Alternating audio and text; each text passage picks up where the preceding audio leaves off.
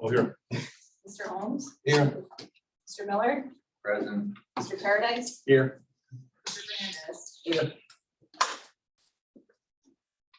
Okay, so what we'll do is we'll go through each budget item, and then we'll have questions right after each budget line item for discussion. We'll start with the overall budget summary that Kevin put together. I guess, Kevin, you gonna be? Yeah. Let's just try to get this to work.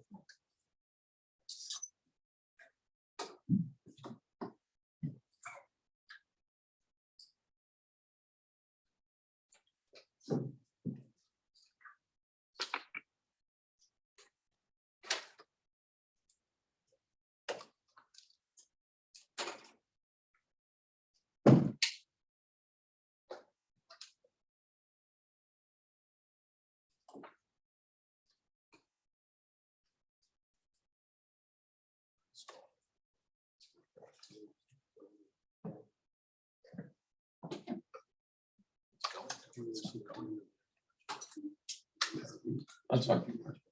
I'm good. Am I blocking the blue?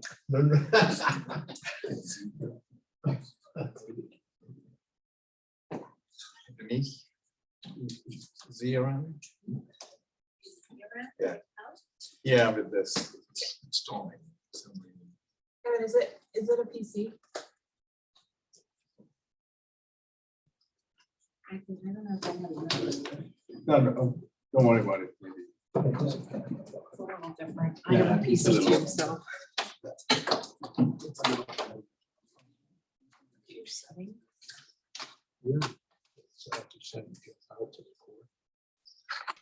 Recording in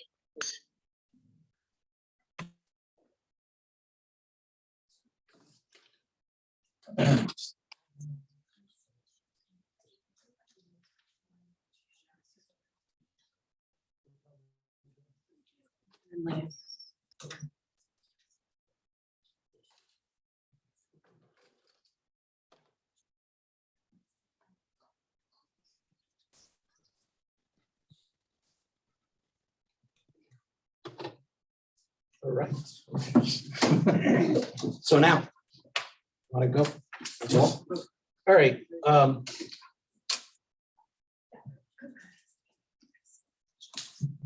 So just as in prior years, the premise behind the budget, there's four key areas where we focus. Sorry. I got you. Sorry about that.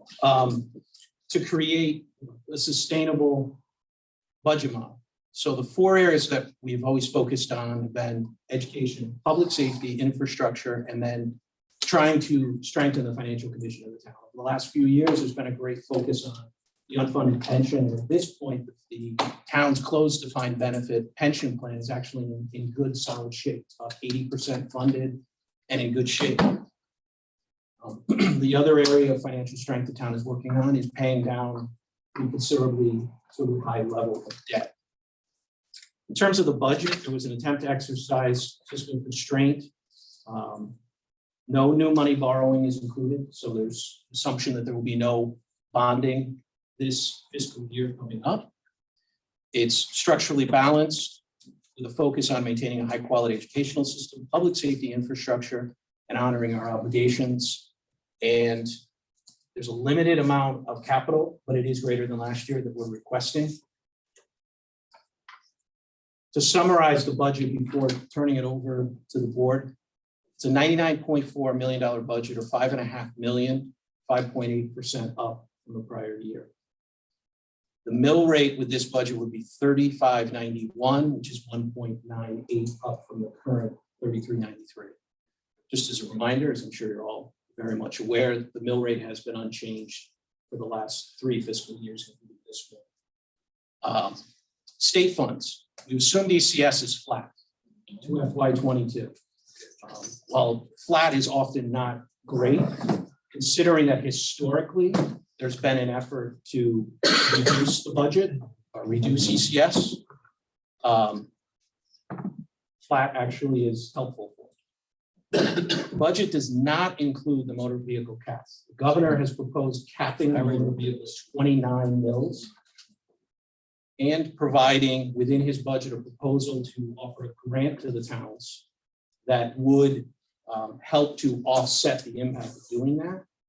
I will tell you that if you do choose to include that ultimately in the mill rate, to maintain a mill rate that would cover the budget would then, as expected, increase the real estate and personal property mill rate, even with the projected state grant. The grand list is up 2.9% for budget purposes, 2.4 billion, or 1 mil being worth about $2.4 million. This year, the biggest single driver is actually motor vehicles. About 60% of the increase is driven by motor vehicles, which are up budget to budget 18%. That is actually a phenomenon statewide and nationwide.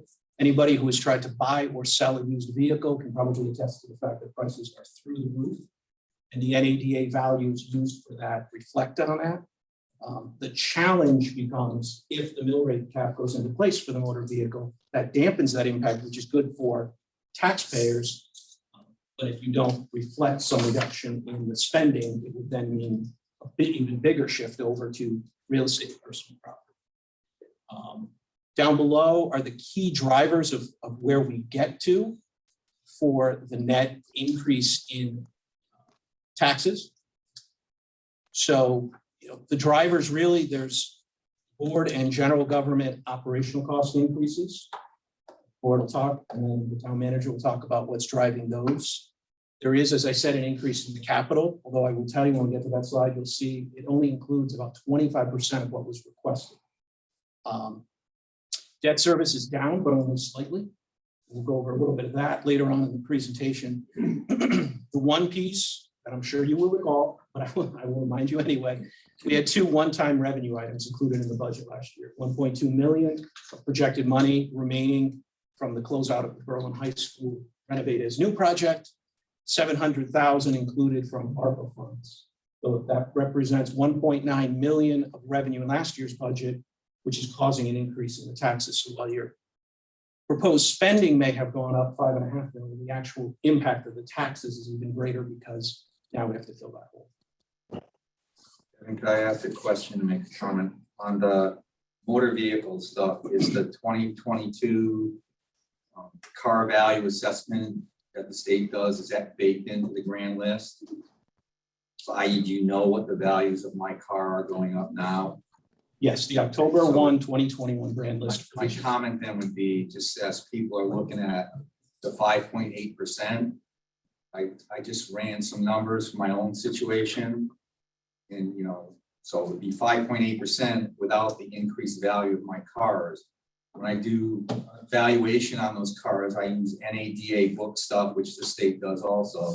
I think they use retail value. I actually did trade-in value. Okay. Using trade-in value, which is less than retail value, it pushes my tax increase on the property I own, the 2 cars, from 5.8% to 10.94%.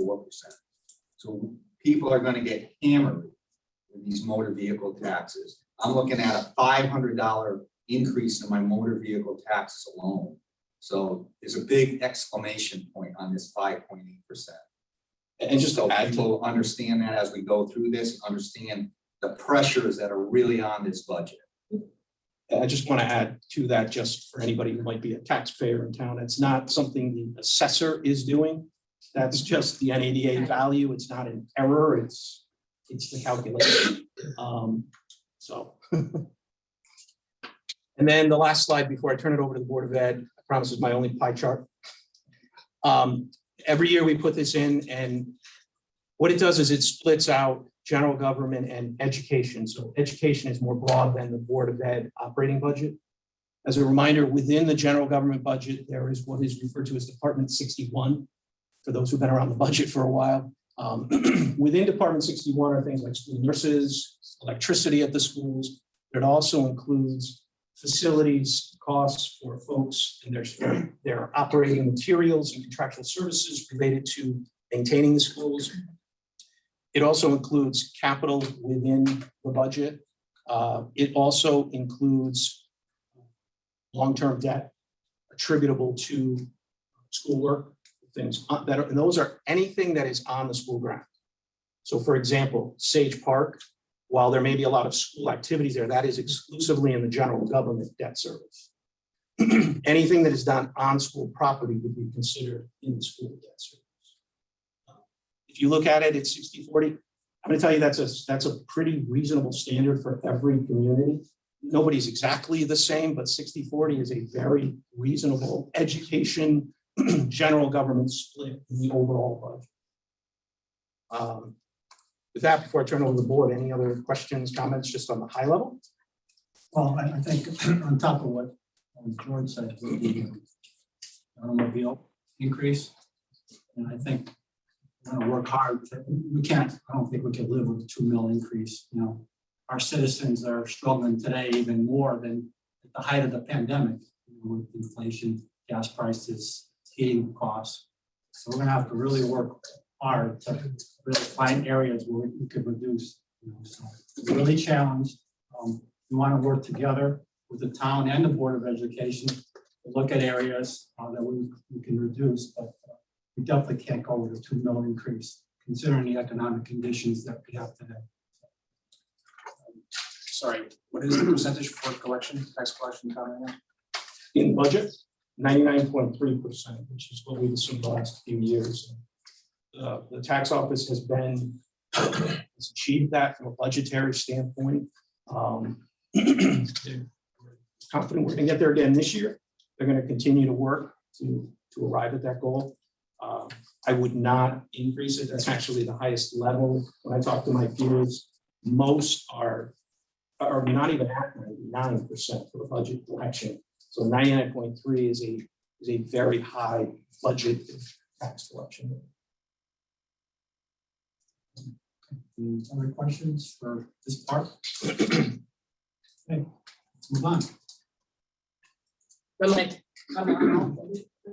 Well, you can stay there if you like. It's up to you. Okay. I can't see the people behind that, so I'll move around because I just want to fix it. Thank you for having us here this evening, and thank you for taking time to hear the Board of Education budget. So, you know, I think it's important to ground our budget in our education goals because this is all encompassing of the community. This is why people choose to live in town, bring their businesses to town, stay in town, raise their families in town. Because of our educational system, it's our greatest asset to our community and our goals. We need to continue to provide the quality education to all students at the standard that Berlin parents expect. And that's been expected for many, many years. And that's, you know, almost a legacy to our town. Provide all students with an education that prepares them for multiple options and opportunities upon graduation, not just necessarily college bound, but career opportunities, exposure, you know, and creating those opportunities. That starts in elementary school. It's not just high school. Maintain favorable class sizes and adequate course offerings. We talked about that a little bit on our school tour. In the class sizes, elementary school, middle school, high school, consistent support for technology. And we talked about how we've utilized the end of year funding to help with that. And that helped us tremendously when COVID happened because we were able to hit the ground running and we did better than a lot of other towns, and an ongoing commitment of implementing safety measures. And in the slide, Mr. Delaney just showed the pie chart. School security is actually included in that 60% of the school. So I think the school security piece is important, especially in the day and age we're living in. So those are our goals. Oh, is that a duplicate? Okay, so this is just an overview. You know, this is our stacked bar charts, our stacked bar. We're coming in at $50,112,596. You might think that that is a large ask. It's 4.67%. 3.68 are contractual obligations, and 0.95 is anything else we're adding in above contractual obligations. So that's our $50 million budget. I'm going to get into it and break it down a little bit for you. So this is just the executive summary, and I'm going to take you through some of these line items here. To just provide some clarity, address some misconceptions, and highlight our need. So I showed this at our presentation last week and talked about it. And as you can see from 2016-17 through present, we did reduce teachers. We have done our part to make sure we've reduced. And you can see that we did go up from 2021 to this current year. And, you know, with COVID, there's been so much learning loss and learning recovery needs that have to be addressed. It's almost irresponsible for us not to. So that's currently where we are, but you can see that we have in fact adjusted this number. We're not adding to it. We're not above 279.3, we're at 270.3. So, you know, I know we've had a few good budget years and we're grateful for that and thank you for that, but we're not, you know, lining our pockets with that. We've also eliminated administrator positions. All the elementary schools no longer have it over the past years. And Sal just looked at me like, not in this budget, we're not eliminating, but in past years, you know, adjusting to the needs, the elementary schools no longer have assistant principals. So we are really trying to do what we need to with what we have. Keep going. So I just want to show this to highlight this was the initial staffing request. So when we put it out of what do we need, what does everyone want, this is what came in. So I just wanted to give you a second to view that. And the next slide shows our 3 new positions. A 0.2% increase to Director of Human Resources, just a 0.2. A 1-armed security guard for Berlin High School at the night, during the nights, and a work-based learning coordinator, and that will be funded through open choice. That's it. We're not adding teachers, we're not adding classes, we're not adding anything else. Those are our staffing requests. And again, just before I get into contracted services, I just wanted to highlight our $50 million budget and the breakdown, what we asked for, what we asked for 2020, 2021, what we received, what we're budget, where we are now, the proposed budget, the difference in the percent. So our contracted services, it includes operational and educational systems, which increase 3 to 7% annually. That's out of our hands. You can go to the next one if you want, sorry. We need additional cybersecurity software. That is required. That's not a choice. That's not something that we're saying, let's take the money away from the kids and do this because we want to, we have to. So again, with additional mandates being required, this is all in that 0.95%. And just increase in legal fees and anticipated copier costs. As you know, everything's going up with inflation. Transportation, we have a contractual increase with New Britain Transportation. It's 3.45%. I know that Ashley and Jeff, yeah, I know you guys, oh, he's over there, I don't see him. I know you guys worked really hard and got a really great contract with them. And that is our contract with New Britain Transportation. And we do plan to use a portion of our excess cost funds to offset the special ed transportation costs. That's why it's at 81,000. So that's important to highlight. And then the next one, tuition.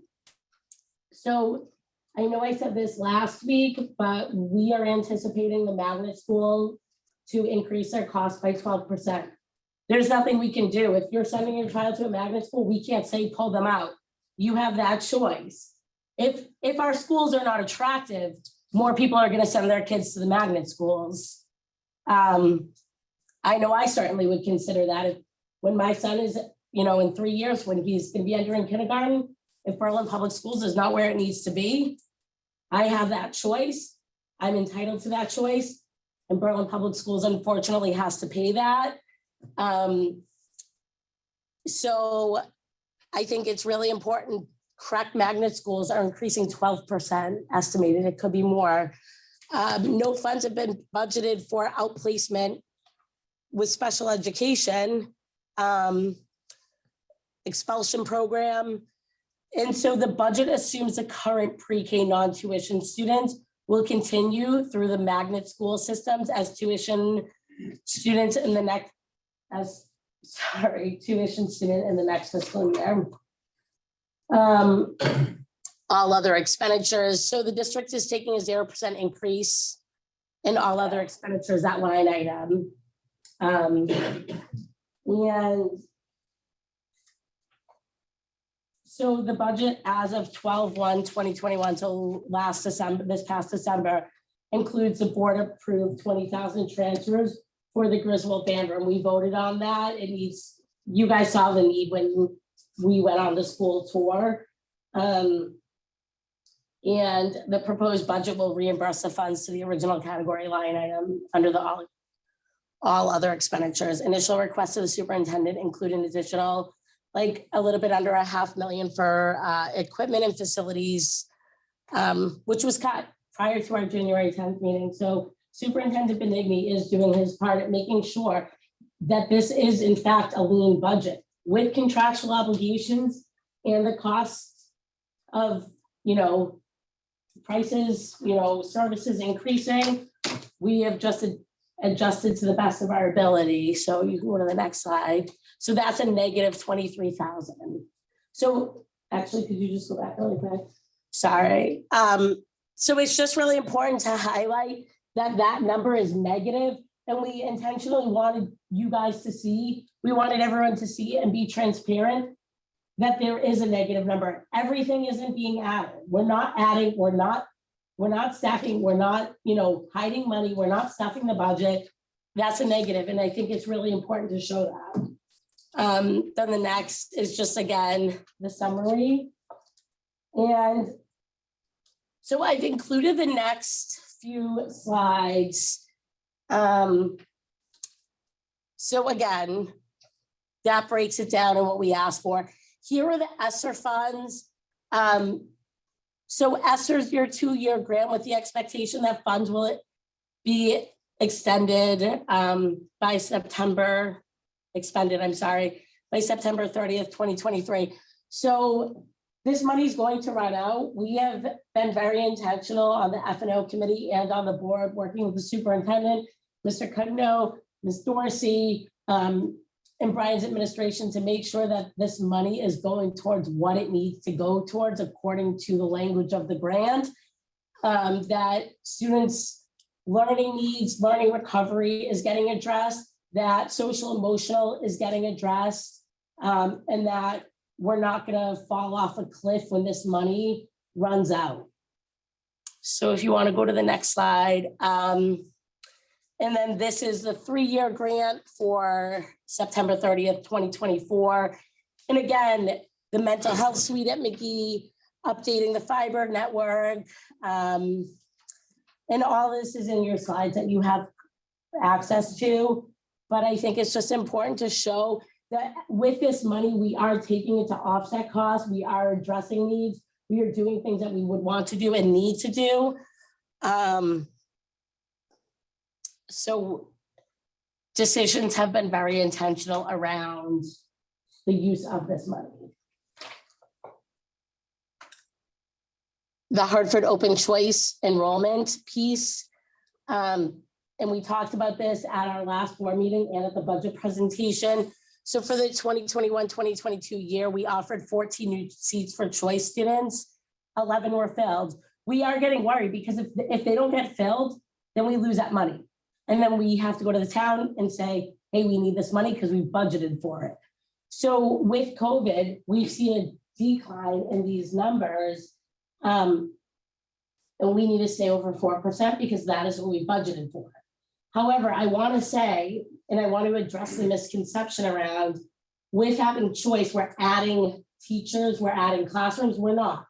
So if we are adding 8 kindergarten, there could be throughout the district, 1 or 2 kindergartners per room, where it's not boosting it up to add another room, another teacher. It's just putting 1 or 2 more kids in a class. And that's how the choice is working. So then it just moves with the students. So, we already have the seat. We're already utilizing the overhead, the utilities, the facilities, the resources. So it's not adding more money, but it is in fact a revenue source that we need. And I know a number of you were at our last board meeting when you heard a lot of people in the community do really value a strong need for diversity in our schools. And so it also accomplishes that, and it also helps us work towards closing the achievement gap here in our state. So it's mutually beneficial. I have a question. On the open choice, at what level is it that you need to maintain to get the bonus? 4%. It is 4%. Yeah, we almost did not maintain 4% this year. We almost dropped below it. And could you explain for everyone who doesn't know what that difference would be? Do you want to explain really quick, Superintendent? Sure. At a 4% or greater of the students from Hartford choice, we would receive $8,000 per student. Now, granted, that's what I think Julie was alluding to, that $8,000 is less than our per pupil expenditure, but we're not creating new classrooms or adding additional teachers. Should a student from choice require special education services, they are paid for on top of that through Hartford. So if that was the case, the student needed additional service, whether it be a paraprofessional, whether it be additional reading help, or whatever those services may be, Hartford would pay for those services. If we slide to 3%, it would drop to 6,000, 2%, 4,000, and so on. This past year, we've had a number of students not return for choice, and the number of students that were opting for choice this past year, the pool was depleted. So we were very fortunate to get above 4 for this current year. There is concern next year with the number of students. When a student no longer resides in Hartford, they're no longer eligible for choice. We have no telling how many students that could be. This next year, we're looking, the board just approved last board meeting. We're looking at accepting 10 students at the kindergarten level and 10 students at the first grade level, dispersed amongst 3 schools. So it's not to increase the class size by that much. And we're hoping that we could achieve all 20 students, which will hopefully get us above, put us at like 4.2 or 4.28%, I believe, if I'm correct, my math is correct on that, if we receive all 20 students. The only other thing we do is we typically ask for students at the K level or first grade.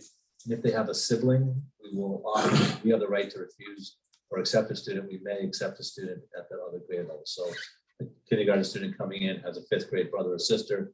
If we have room, we can accept that student at that grade level. So. Was that helpful? And just to note, 1 year we were at 3.98. The state would not round up to 4%. They kept us below 4 at 3.98. So it has to be above 4. Just a question. Does the Chef versus O'Neill settlement have any impact on this? They've not changed things. There is, as you watch the news, they did state that there will be some changes coming forward and additional funding, but they've not told us what additional funding we'll be receiving. They were looking to dramatically increase the number of people, right? They made changes to the model, that could change the model, but also the big pitch was there's additional funding now that's going to become available. So the one piece that we get, it's called an academic and social grant, and it's varied, between $40,000 to $50,000. That grant provides if a student is not able to, or a parent can't attend a meeting or something, we can then use those funds to hire transportation and so on. But that's the other piece. So that there's talk that might change how they figured how much we receive for that academic and social. That's one question. One other question: is there a crossover point where it does necessitate adding teachers, more staff? We wouldn't accept them if that was done. So when the superintendent does these numbers, can you just go back one more? So like here we have the projected enrollment. It's done very intentional. So based on what the projections are coming in, it's not going to add a spot. Do you want to elaborate to that? For instance, if we have 4 kindergarten teachers at Willis, let's say. So if we accepted, right now we're opting for 10 K students for next year. 4 K teachers at Griswold, 4 at Willard, and 2 at Hubbard. If we put 2 at Hubbard, 4 at Griswold, and 4 at Willard, it'd be 1 per classroom. So if you're at 18, you do 19, 70 is 1. So the impact on the number doesn't increase. Therefore, we're not adding additional staff for those students.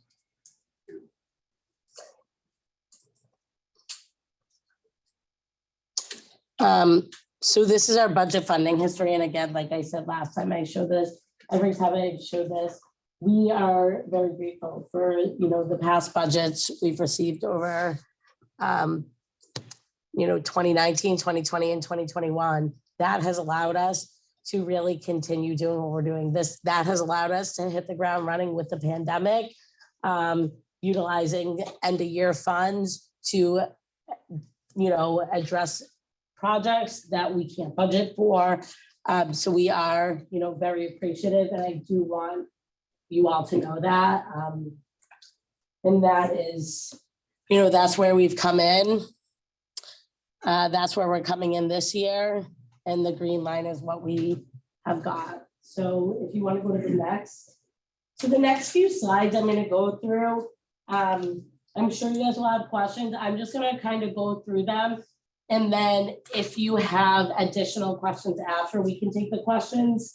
So this first one, Berlin's adopted budgets in the past 3 years have compared favorably. So we just put some of the districts around the area, what they have adopted, just so you can see and what their 5-year increase is. It is excellent where we are in the middle. I know it's highlighted red, and typically red is associated with not good, but it's just to draw your attention in a presentation. That is excellent. That has allowed us to, maintain what we've been doing and move forward. And so, that's important to highlight. We're right in the middle. That's a great place to be. Our next one. And another thing I want to point out on this. So again, the same towns, and we're second at the top for our proposed budgets this year, but look, they're all coming in over 3%. Farmington's at 2.99. They always come in right around that. But look, they're all over. So we are not this outlier. We are not asking, for the house here. We are right in line with, very similar towns are asking. So if you want to go to the next one. Julie, just going back on. Yeah, go on back. In the previous chart. Previous, yep. No, I understand, all the comparisons, and you gotta look at the big picture, and I think we've talked about it in the last BOE meeting. But, the statistics in terms of per pupil expenditure, puts Berlin second to Newington in terms of the top of the list, in terms of the highest pupil per pupil expenditure. So Berlin is second to Newington in respect to per pupil So expenditure. for this, based on last, hang on. Based on last week's feedback, I included per pupil expenditure, so I'm gonna get to that. Okay. So let me just go through that and then we can discuss that. Thanks. So our net current expenditure per pupil, if you want to go to the next, yep, right here. So this is revised based on February 15th, 2022. This is the most up-to-date information. So this is our per pupil expenditure. Newington is above us. Right here, I do not have the ratio of the town's budget versus per pupil expenditure. I guess I wasn't even thinking to spin the numbers that way. But this is all the most recent available from Connecticut State Department of Education. So I think that's important to pay attention to. The next slide is going to show you that Berlin's per pupil expenditure is $18,973. The state is $20,740. So yes, we are below the state. We are in a place where we are grateful. We've been able to maintain. We've been able to provide that quality education kids expect. But it is, and I understand when you're taking the whole state, you have low to high, and you're averaging that. But we are below. We are not We are not asking for any more than what other towns are getting. We are not out of the norm here. So I think that is important to highlight. And then the next, our town revenue sources. Oh, oops, I'm going ahead of myself. So right here is the graph. And then all town revenue sources. So it's important to highlight the educational cost sharing that does come into the town, which is approximately 6 million that does offset our budget, right? And so that needs to be, considered, that money from the state is going to the town through educational cost sharing. So when we come in at a $50 million budget, it's really, if you subtract the educational cost sharing, it's potentially around 6 million less. Our budget does not include educational cost sharing. So the next, the share of revenue sources. So again, these charts are different than what we just saw. And that is based on this is operational funding. You can go back, you can go to the next one. So I think it's important, again, to highlight that educational cost sharing piece, because I don't think we talk about educational cost sharing enough. When we come in with a $50 million budget, you guys are just hearing 50 million, but I think we need to continue having that conversation around what's coming in through ECS. And then we can go to the next. So here, this is our 3-year history of our non-lapsing deposit. So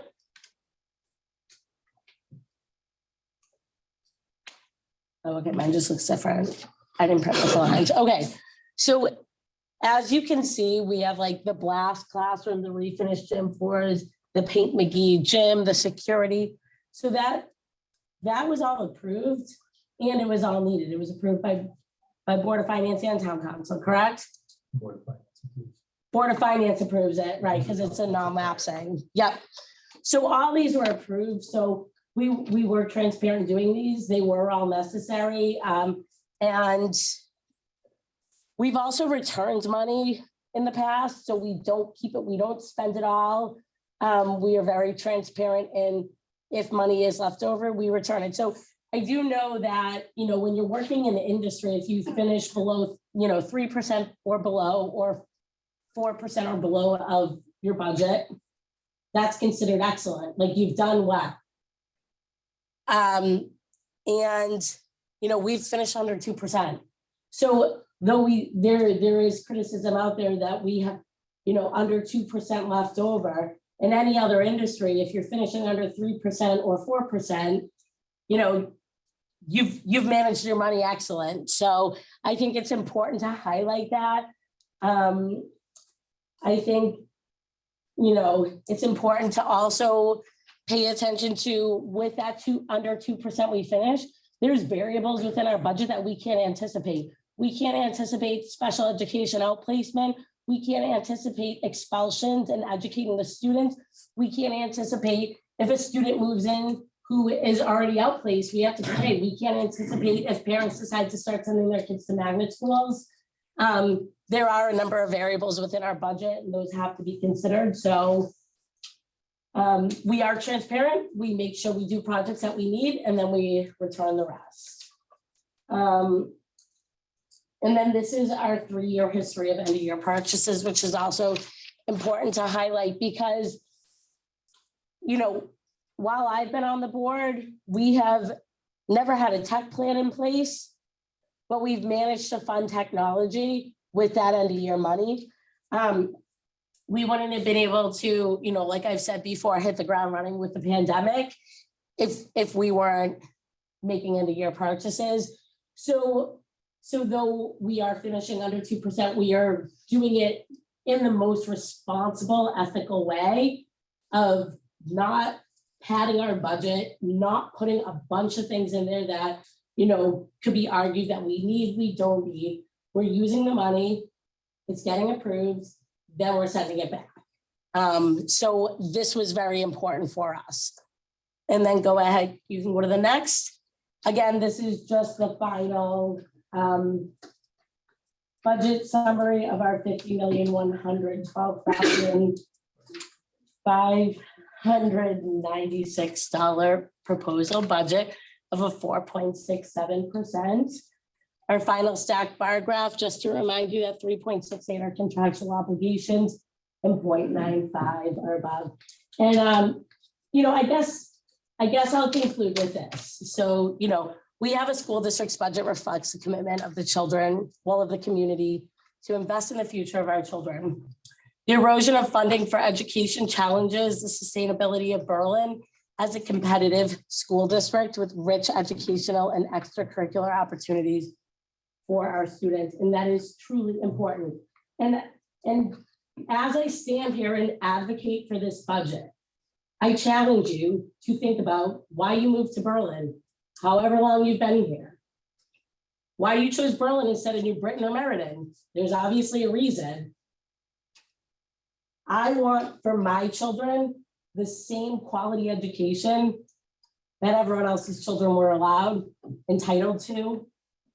You know, and I think that's important. And if we want families to continue moving here, I want to buy a newer, bigger house soon. I want to spend a lot of money, but I have that luxury of making that choice.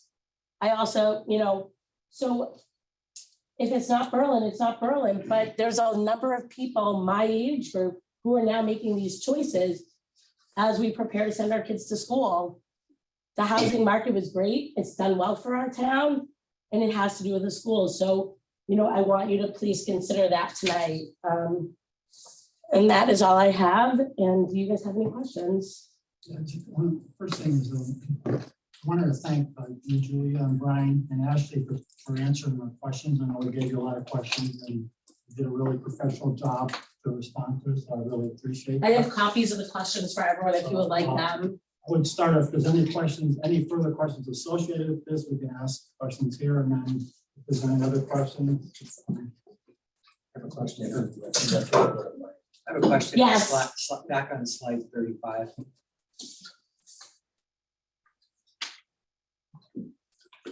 You mean, okay.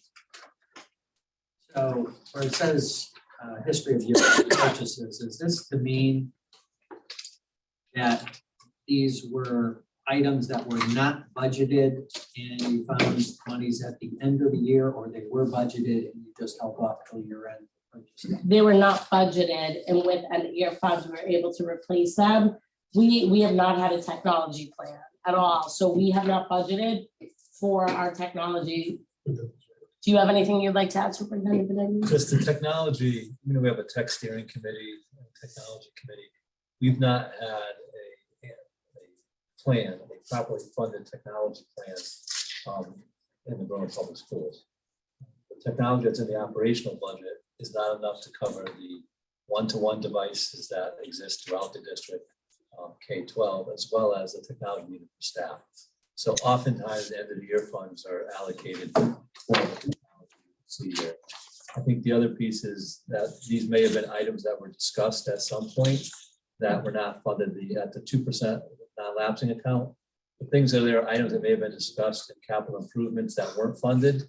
And that then when the end of the year funding money became available, those purchases were made. So the thought was that it's just important to see where that money's going. So that it's very public and transparent. Yeah, I know that Ashley just mentioned, but I know Julia mentioned it on the previous slide. The 2 years with the pandemic, there was 400,000 returned to the town each of the 2 years. There were additional funds that were available at the end of the year because of anomalies based on COVID. We've talked about that before with athletics and various things that weren't taking place that allowed us to have additional funds in those years. Yeah, I'm glad you brought that up because that's something we've had ongoing conversation about. I know we had that last year with you guys as well. Just I agree. Oh, where's my set of curiosity? There's all the principals right here. How much staff are doing extra responsibilities in the school day? I'll turn that over to the superintendent because the Explain Board of what- Ed, that's not, Could you say it one more time? So let's say, for example, I drop off and make it at Griswold, I see a lot of teachers outside, a lot of friends helping out. So during the school day, how many teachers, nurses, assistants, whomever is doing extra duty besides their own responsibilities? Well, everyone has duties to some degree, but there's various people doing duties. So we have recess paras doing recess duty. We have paras in the shared paras in the K classroom. We have paras that are tied directly to students' IEPs or special education are required. So there's additional duties for everyone. They're varied school to school. So I wouldn't want to comment on what the duties are. But cafeteria duty, recess duty, lunch duty, there's hallway duty, there's various, the outside drop off and pick up duty. So it's not as though there's just a teaching load, but there's contractual requirements for each staff member, for teachers, how much playing time they have, and then they're required to have daily and so on. So it's not that you can give too many duties without also make sure you're maintaining the contract. Thank you. thank you. What other questions do we have? So I see you guys flipping through, looking at some of the questions. So this packet right here with the table on the front, I'm sure you all already received that. Those were from the Board of Finance. And then this packet right here were questions asked by Board of Education members. And there's, 88 questions. So we did do our work. We went through the budget. It's important to do that. This is a big part of what we do on the Board of Education. But I thought it was important to share those questions and answers from both. What other questions are there? I just had a question on one of the charts, and I'm new at this, so I don't have the background of previous years. But if you looked at slide 10, and you have your stacked bar chart, Yeah. you indicate that 3.68% is contractual obligation. Do you by any chance recall what your contractual obligations were for the past couple of years? I don't have last year's presentation with me, but I can get that to you, but I want to say that it was in the high 2s, low 3s, but I can get you have the stack bar graph for a number of years, so if that's something that the Board of Finance would like, I can get the tomorrow. But also all our bargaining groups were up this year. And we had to go through, was it all of them or a majority of our, Not all of them, but we had A lot of majority them. because of COVID, a lot got pushed back 1 year. And we're not giving any more than the state, than the town, than the average, so we were also able to settle a few of them off the records without attorneys, which saves a lot of money. And that also just shows, a good relationship between the Board of Ed and the bargaining groups. George, last year, 3.43. But that's helpful. I can go back and get you the other years too. So it that's sort of what a 3.43. Yeah, right. It was a contractual obligation. And we take contractual obligations, we're not putting in contractual obligations for the various technology systems that are going 3 to 7%. We're talking staffing contractual obligations. So the reason I was asking, I just wondered how it compares to, I brought this up at the last public meeting you had. Just what is a contractual obligations, because you mentioned 3.43, but got a increase of 3.17. So just what is a contractual obligation when you don't get enough money to satisfy it? I could share with you, in that blue, what that means is to have the current staff that we currently have today to be here next year with the contractual obligations that we're required to pay them, whatever a contract may be. And unaffiliated, we set the budget at 3%. It may not be a 3% increase, but that's where we set it. For the unaffiliated, which we don't have that many unaffiliated groups, but with the affiliated, that's what it'd be to maintain the same staff, the same program for next year. That's the number. So if we don't, get that so if we, let's say we get the 3.68, none of that is covered in the 0.95, the Board of Ed is gonna have to still make decisions of positions to cut because these items are necessary. Let's say we get a 3% and then we have a 1.67 deficit, we're gonna have a number of positions to cut. If we get a 2%, we'll have even more. And then if we get a 0%, because I know if you guys are locked in a vote, we get a 0%. That's gonna be over 20 layoffs. A number of our teachers and staff work here and live here in town, that work here, live here in town. They are taxpayers, they're citizens, and they're, deeply ingrained in our community. So like I showed, we're not adding positions. I know it seems like a big ask. I know people don't want their taxes going up. I don't want my taxes going up, but a 2-year was great. I mean, 0% for 2 years was excellent. It was phenomenal. I think people understand that and recognize that. I don't think they think year over year, but again, if we're not properly and adequately supporting our educational system, then we're gonna have other issues to address with our real estate market, with our, local economy, which, will have that trickle down effect. The 3.4% from last year also was already the reduction of the benefit. So at this time last year, we went from a 10% to it was less than, I think it's 5%. So that's why it was 3.4 at this point versus, because right now we're still budgeting by benefits at 10%. And that's up by the town. Mr. Delaney over there. And before the last, that's probably going anywhere.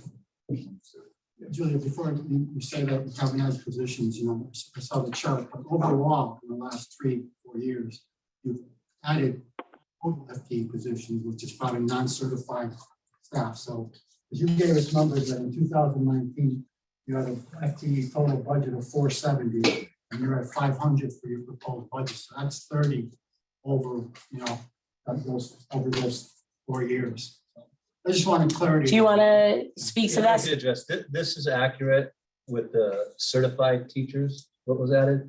When you're talking overall staff, Yeah, yes, you're overall. probably talking about paraprofessionals, which many of the paraprofessionals are required by students' individual education plans. And as Sal knew in conversations we had, that there's approximately 17 positions open now that we still are looking to fill. And most of our paraprofessionals, we just can't find individuals to take those positions. So. I think also with the paraprofessionals, and it's also easy to say, like, let's put it on a freeze and not hire anymore. If a student's IEP is requiring it, we can't do that. Because then we'll, again, probably be going to the town to help bail us out once we get sued. I think when you look at even the certified teachers that have been added, there were social workers added at the elementary school. Right now, coming off the pandemic, where students are, there's a great need for social workers. Yeah. There's learning loss, so if we added a math specialist or a reading specialist, it's because it's what the students need in those positions. So I don't think they look at the class sizes. We're not at a point where they're smaller than they used to be. They're pretty consistent across the board. So we're not adding positions of that nature, but we are adding specialists to work with the students based on the needs. And I think it's important to note that 2 years coming off a pandemic, where students are is not where they were before the pandemic. And I know the budget situation we're in, but I also think it's important to note that the social piece that students need right now, suicide rates among adolescents, the highest it's been. There's issues, and I can tell you, in this week here, we had multiple crises in schools with students. I just asked that that's taken into account, and I think it's important what Julia shared about we're not asking for many new staff here. There's one security staff, 0.2 HR was shared, and it's now the towns. I know their budget's coming, but in previous conversations we asked for an HR person. We're asking just to increase ours by 0.2, and then we really want that coordinator at the high school for the internship program and so on, which we would fund through the grant. So. Well, I think it's really appreciated what the principals and the teachers have done the last 2 years. Seriously, I can't imagine the difficulty that they've gone through. So that's really appreciated by everybody. One question that I have is if push came to shove, we needed to cut a little more.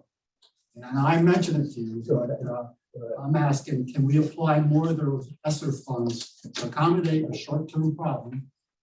Because you got learning loss, you got issues with the last 2 years.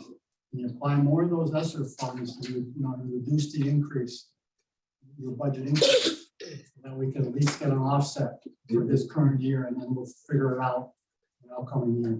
You saw how they were budgeted out. So the question is, could that be done? The answer is yes, it could be done. The board's position, I'm not speaking for the board, but when we talked and the board subcommittee talked to the board, we didn't want to have a cliff at the end, because if you start putting salaries in those positions and the money's not there, we hit that cliff in a year and now all of a sudden it's like, okay, you're $400,000 in. So yes, could we reallocate some of it? Absolutely. But it would, if we put it into salaries, then we could hit that cliff.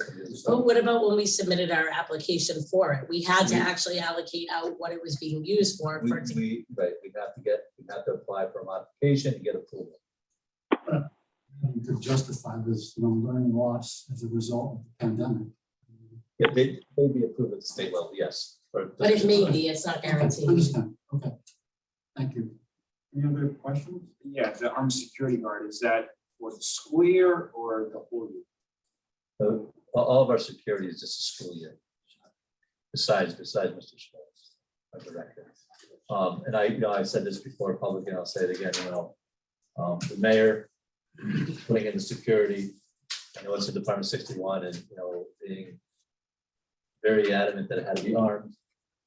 Based on where we are in society and what's gone on throughout the pandemic, the security's been invaluable. So, invaluable, helped out huge. In both two ways, from distributing technology to making house visits, they've been just outstanding. So definitely hope that they remain, and it's been a huge help for all of us. Brian, what's the night shift? No, when the school day ends, I still get some chuckles back here. Well, I do, because I know the custodian schedules. Right. So the and there's custodians are middle, there, but they right? The overlap. custodians are there. So we did have a night unarmed security staff member. And when the school day ends, like the doors are locked all day. We have, first in the front. When the school day ends, now the building's used and we don't have someone students can enter, anyone can enter the building. So we'd like to have a security staff member who's armed in the building at night when you have all types of activities going on in various parts of the building. We currently do not have that at the high school. That's what that additional person's for. So 2 to 10? Yes, while there's, events. So if the events are usually done by 10, so yes, 2 to 10 would probably be ideal. So it could be, a few less hours, but, maybe even, when the daytime shift leaves and then starts. But yes, that was the thought. Great, well, thank you for the presentation. Appreciate a lot of your staff here. Support you. And, see what we can do here. Appreciate it. Thank you. I think they call bodyguards, so. Huh? They call bodyguards. No, I don't think they've got a long day, so I think they're ready to go. And I recognize some faces who taught my kids. So you did a great job back then. Thank you. Thank you. Thanks. Sal, give us a minute. Folks in the Zoom world can't see the slides. Oh, So okay. I'm I was wondering about it. trying to figure it out. Here's your chance. I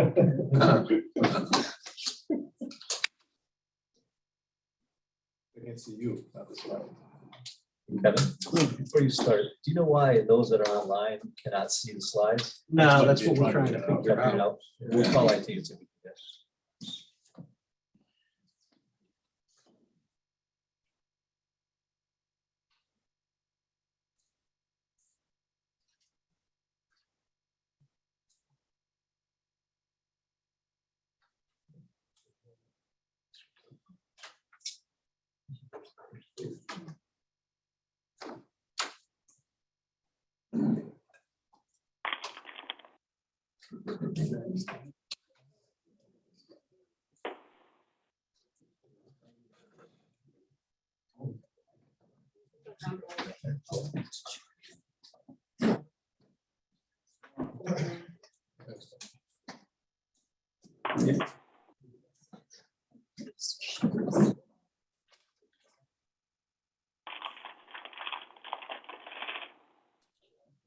We can see it now. Got it. Fixed it. Yeah.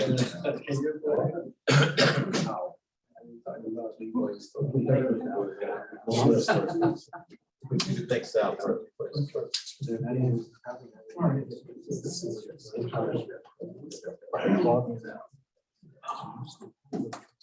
It's working now. Yeah. It's working, and then it was gone.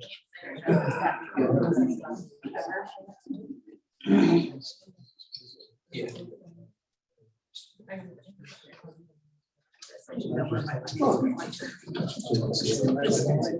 All right.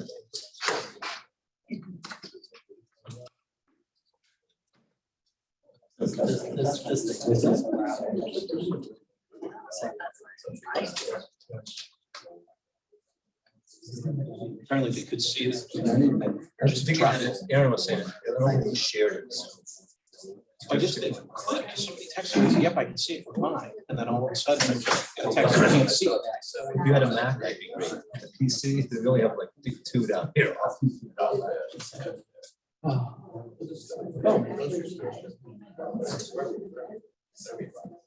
We're good if it was.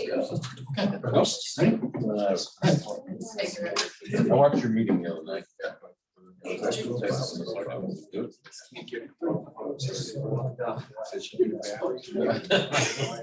My back kills, I can't. You start March 9th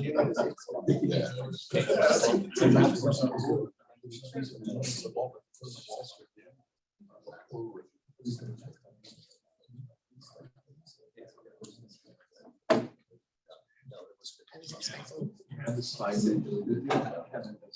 you have the slides? Me? Yeah. No. Yeah. I have those. I have the other one. The questions and answers too. I have those. I have the questions and answers. Just a slide. Oh, we covered that one for you. Thanks, sir. All right, you want to start back in? All right. So revenue, stepping back, bigger picture. As mentioned earlier, we're still at a 99.3% collection rate. That is, by compared standards, high for budgeting. You guys will see it Tuesday night, but actuals this year right now are coming in at 99.4% of budgeted amount. So we are continuing to have solid collection. Tax office is doing well. Residents and businesses are doing even better because they're stepping in. Some fee increases. You'll find that many of the revenue sources, with the exception of taxes, have remained either flat or changed modestly. You've probably seen that in the last few years. But there are some fee increases we do have. We've had a lot of conversations about the V&A, and we've had some challenges from staffing, including leadership change, nurses, and of course, COVID put challenges on many businesses, including this.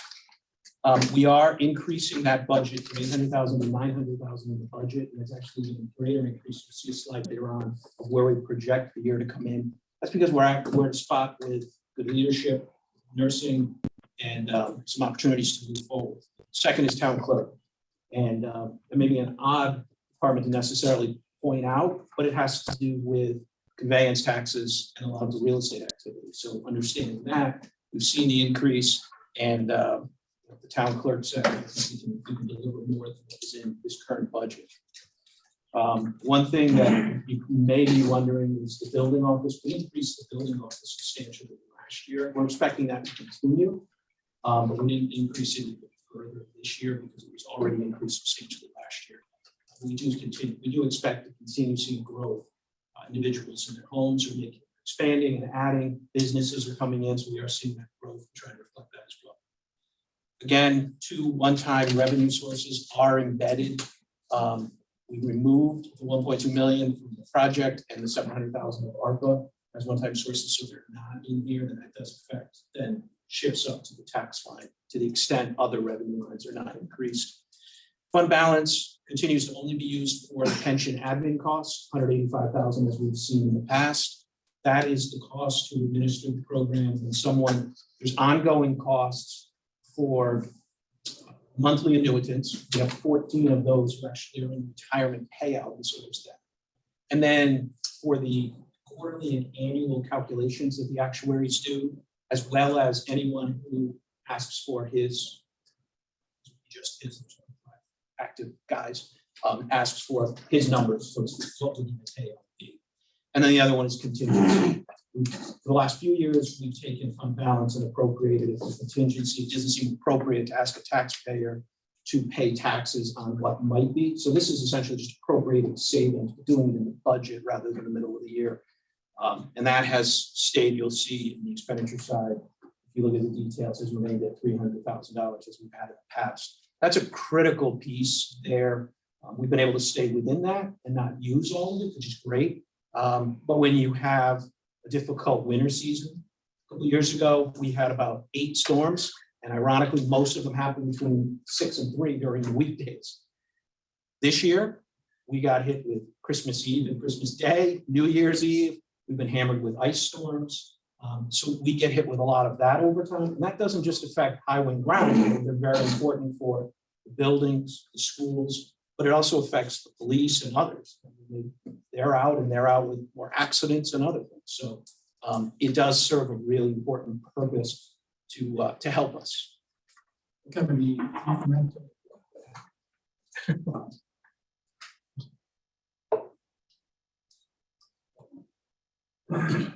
Oh no, just lost the external display.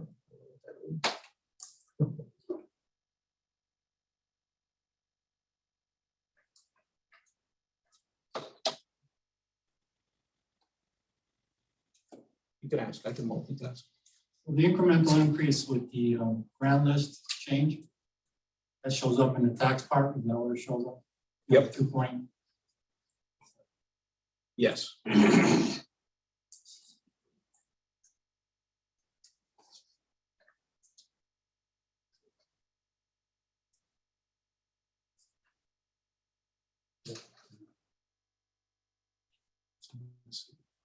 Yeah.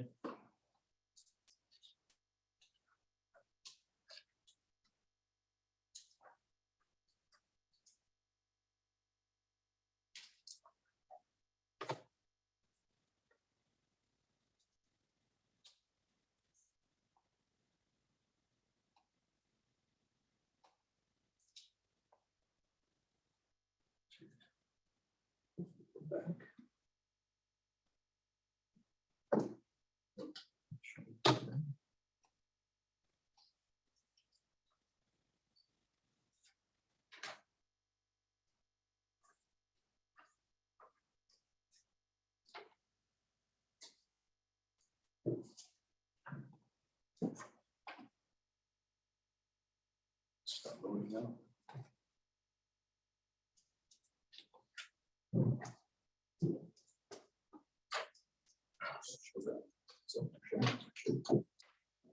So yes. The other, sorry. I have a question before you go on to Yeah. this section. On the $100,000 increase in DNA revenues, am I correct in looking at your further pages on that you would expect this year's revenues to come in 130 less than budget? Yes. So you're looking at the changes being implemented now to generate $230,000 more, or probably about 25% more than what they're generating. I would say the changes are one factor, but full staffing. So we, at the beginning of the fiscal year, lost the director and assistant director. One of the nurses here moved in and became the director. So we actually took a nurse out. Now she continued doing nursing work, double dipping or double handling 2 jobs essentially. And then we had another nurse resign shortly after that. So the numbers you're seeing this year have to do in part by limited staff capacity. Even if we're fully efficient, just didn't have the nurses in the VNA to be able to do that. Barbara's implemented a few changes there. One, incorporating school nurses into the process to allow for staffing.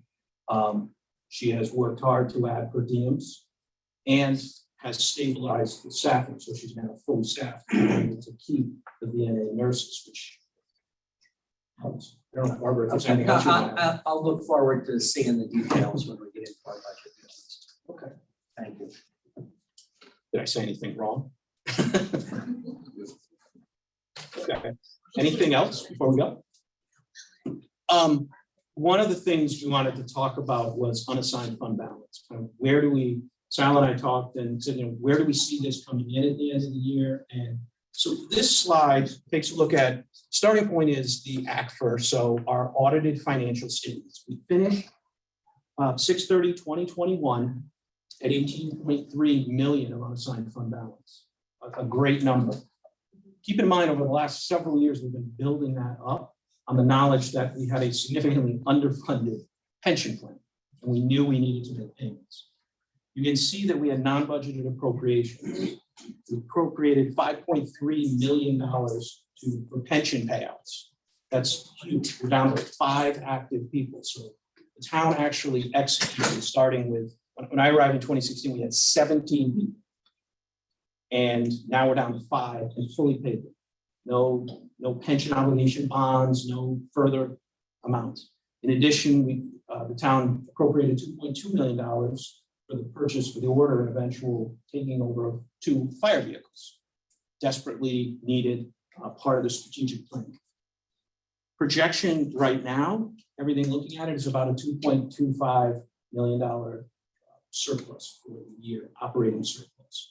So when I say operating surplus, if you were to look at our ACFR, you're going to see a big negative because we have to run the non-budget appropriations through it. That's just for accounting purposes. You have to bring that number down. So our results are going to be a loss for the year. There's no way around that.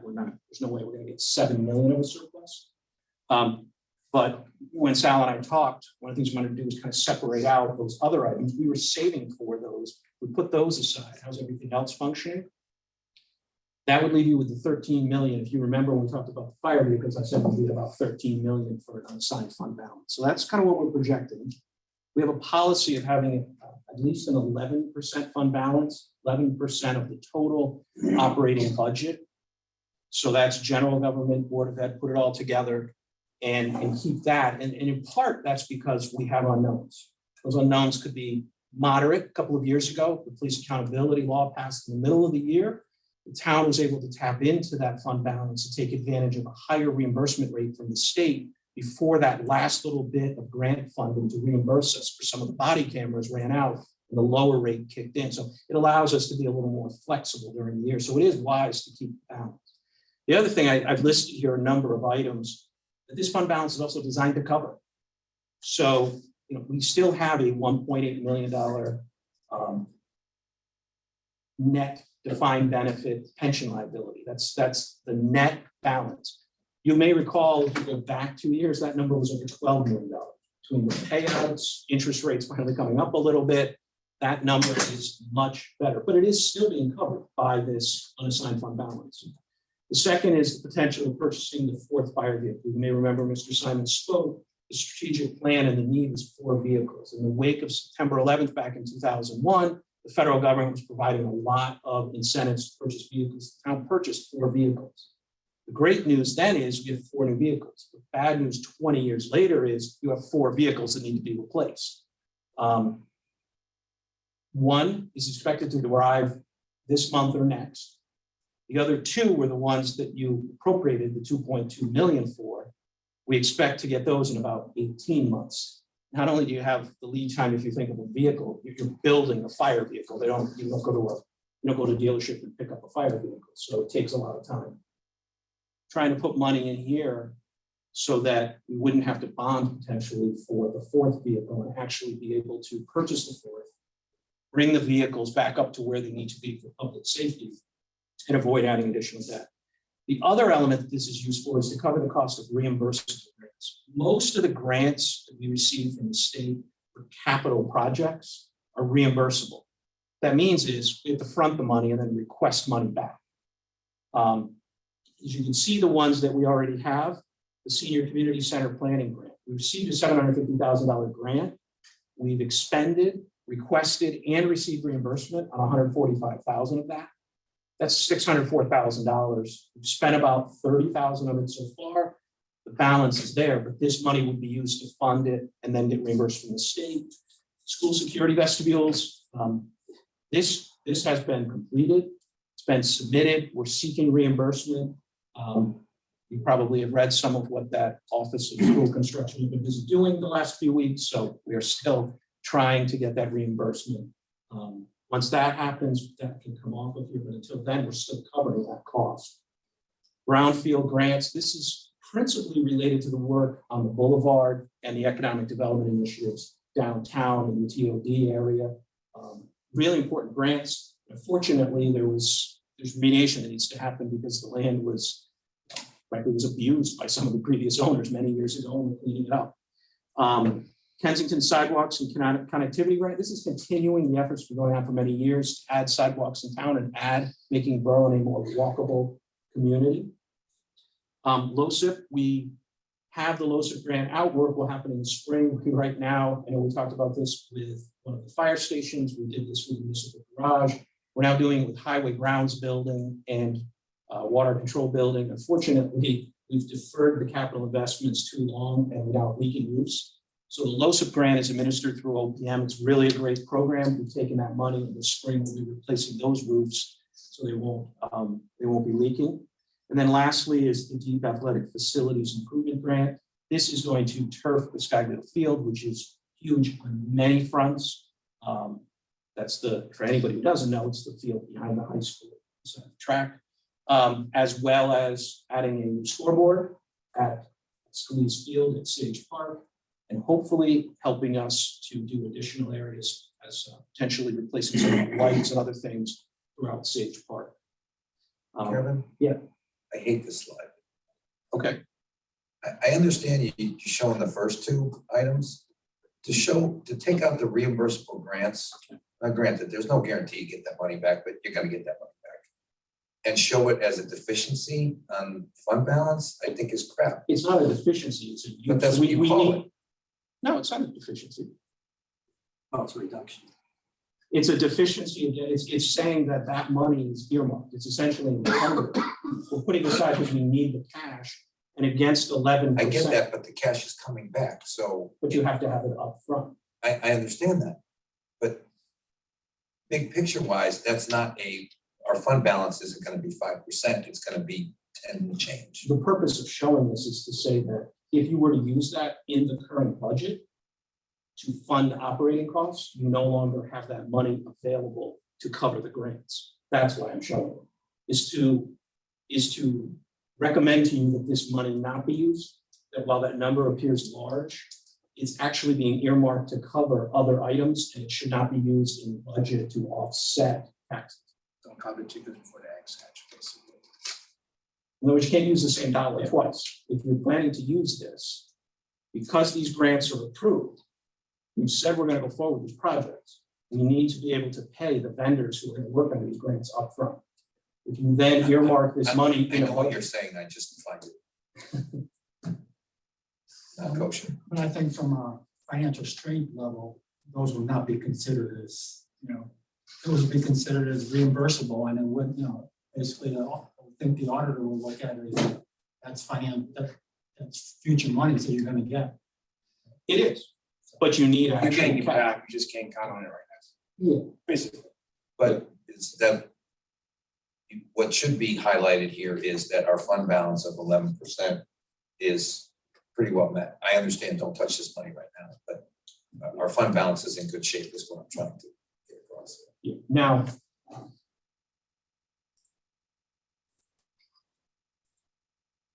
if you look, part of what's driving that is the projected surplus. So Sal and I talked and wanted to understand a little better what's driving that. Is any of that repeatable? Is any of that incorporated into the budget? So the first area I'm projecting that we're going to come in about 1.2 million over on tax revenue. There's a few areas for that. One, there will be letters going out next week for those who meet the criteria towards a tax sale. Those were suspended during COVID, understandable reasons. Unfortunately, we didn't have a lot of people coming in and catching up during that period. So what it ultimately did for many of the people on the list is it added an additional year or two to the outstanding balance, and it grew. Experience has shown us that individuals who get out more than 2 years are very likely not going to pay. We had a tax sale a few years ago, and we had people who were 7 and 8 years behind. If you're getting out to 3, 4 years, it's very likely you're not going to come up, and to let them go, it may seem, some may not be happy going out and doing this, but ultimately what you're doing is letting that liability grow to the point where they may never come back. Second is supplemental motor vehicles. I call it COVID catch-up. What happened is DMV delayed sending files over, so you have this anomaly where during COVID there was a pause, so you're getting a catch-up element this year. I wouldn't count on that to repeat. Prior year payments, we are seeing a little bit better catch-up on some of the prior year payments. These are individuals often who are 1 year behind. Many of them, unfortunately, it's because they want to register a car. They can't until their taxes are paid up. And then finally, favorable court settlements. We had a few matters that were in the courts, so we have to adjust for that and assume that there's going to be some loss against the gross grand list. Came in better than expected. We are not incorporating any projected court activity at all in this one.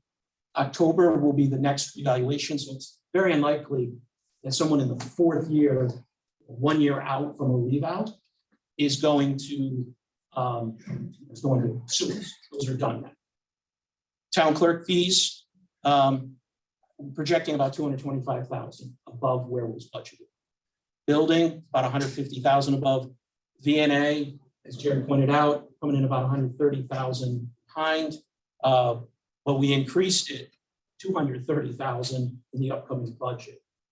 Again, a lot of that was driven by staffing anomalies. I think this year was more than the big increase. We had unanticipated position vacancies. This I point out is net of vacation payouts and someone leaves, we pay out for unused vacation time. So in the police, it's about $100,000.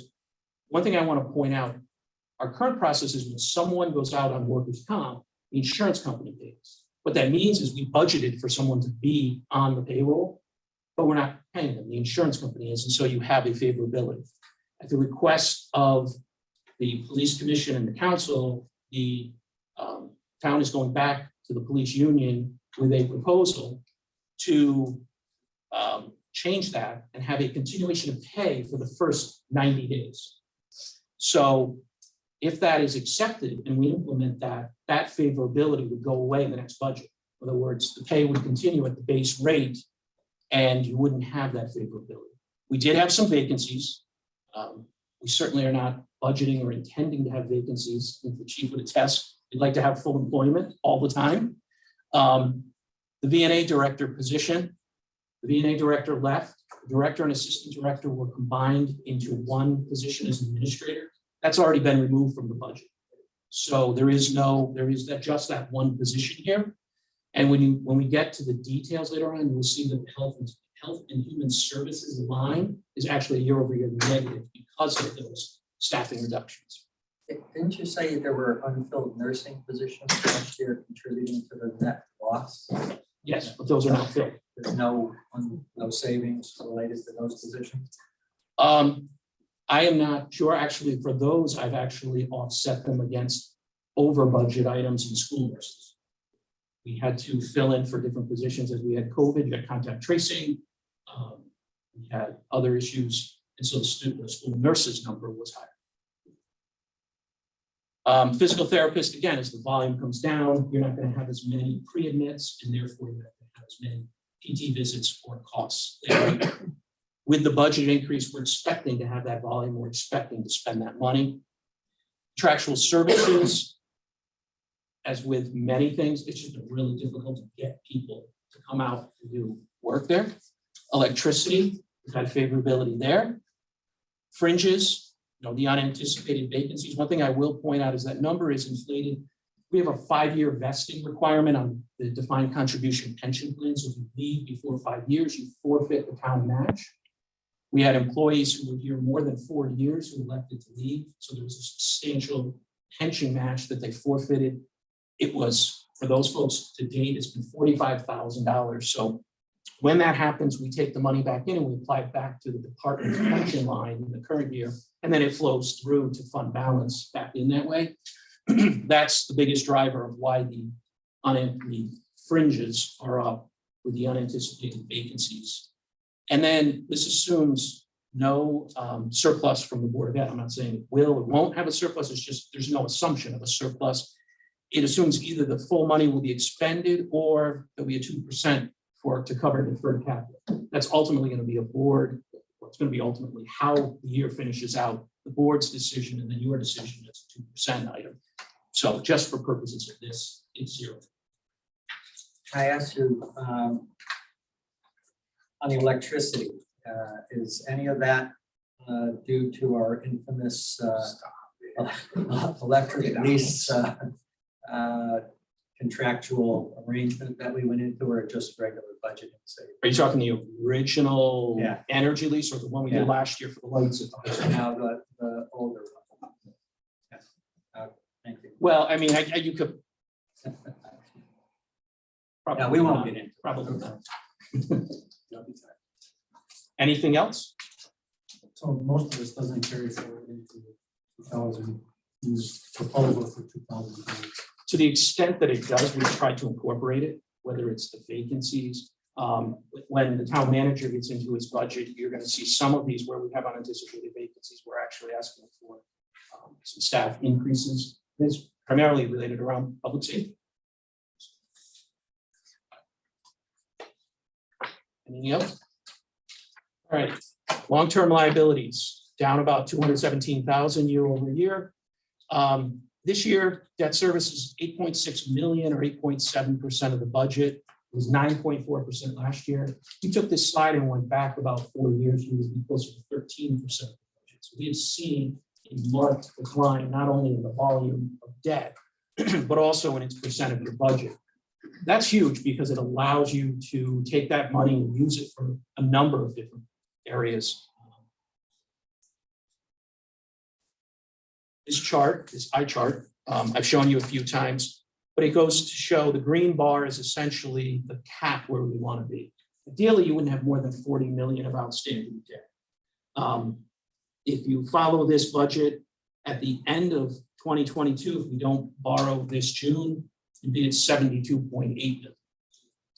That's an extremely high number in isolation, but if you go back to 2016 when we peaked out at almost $108 million, the numbers have come way down.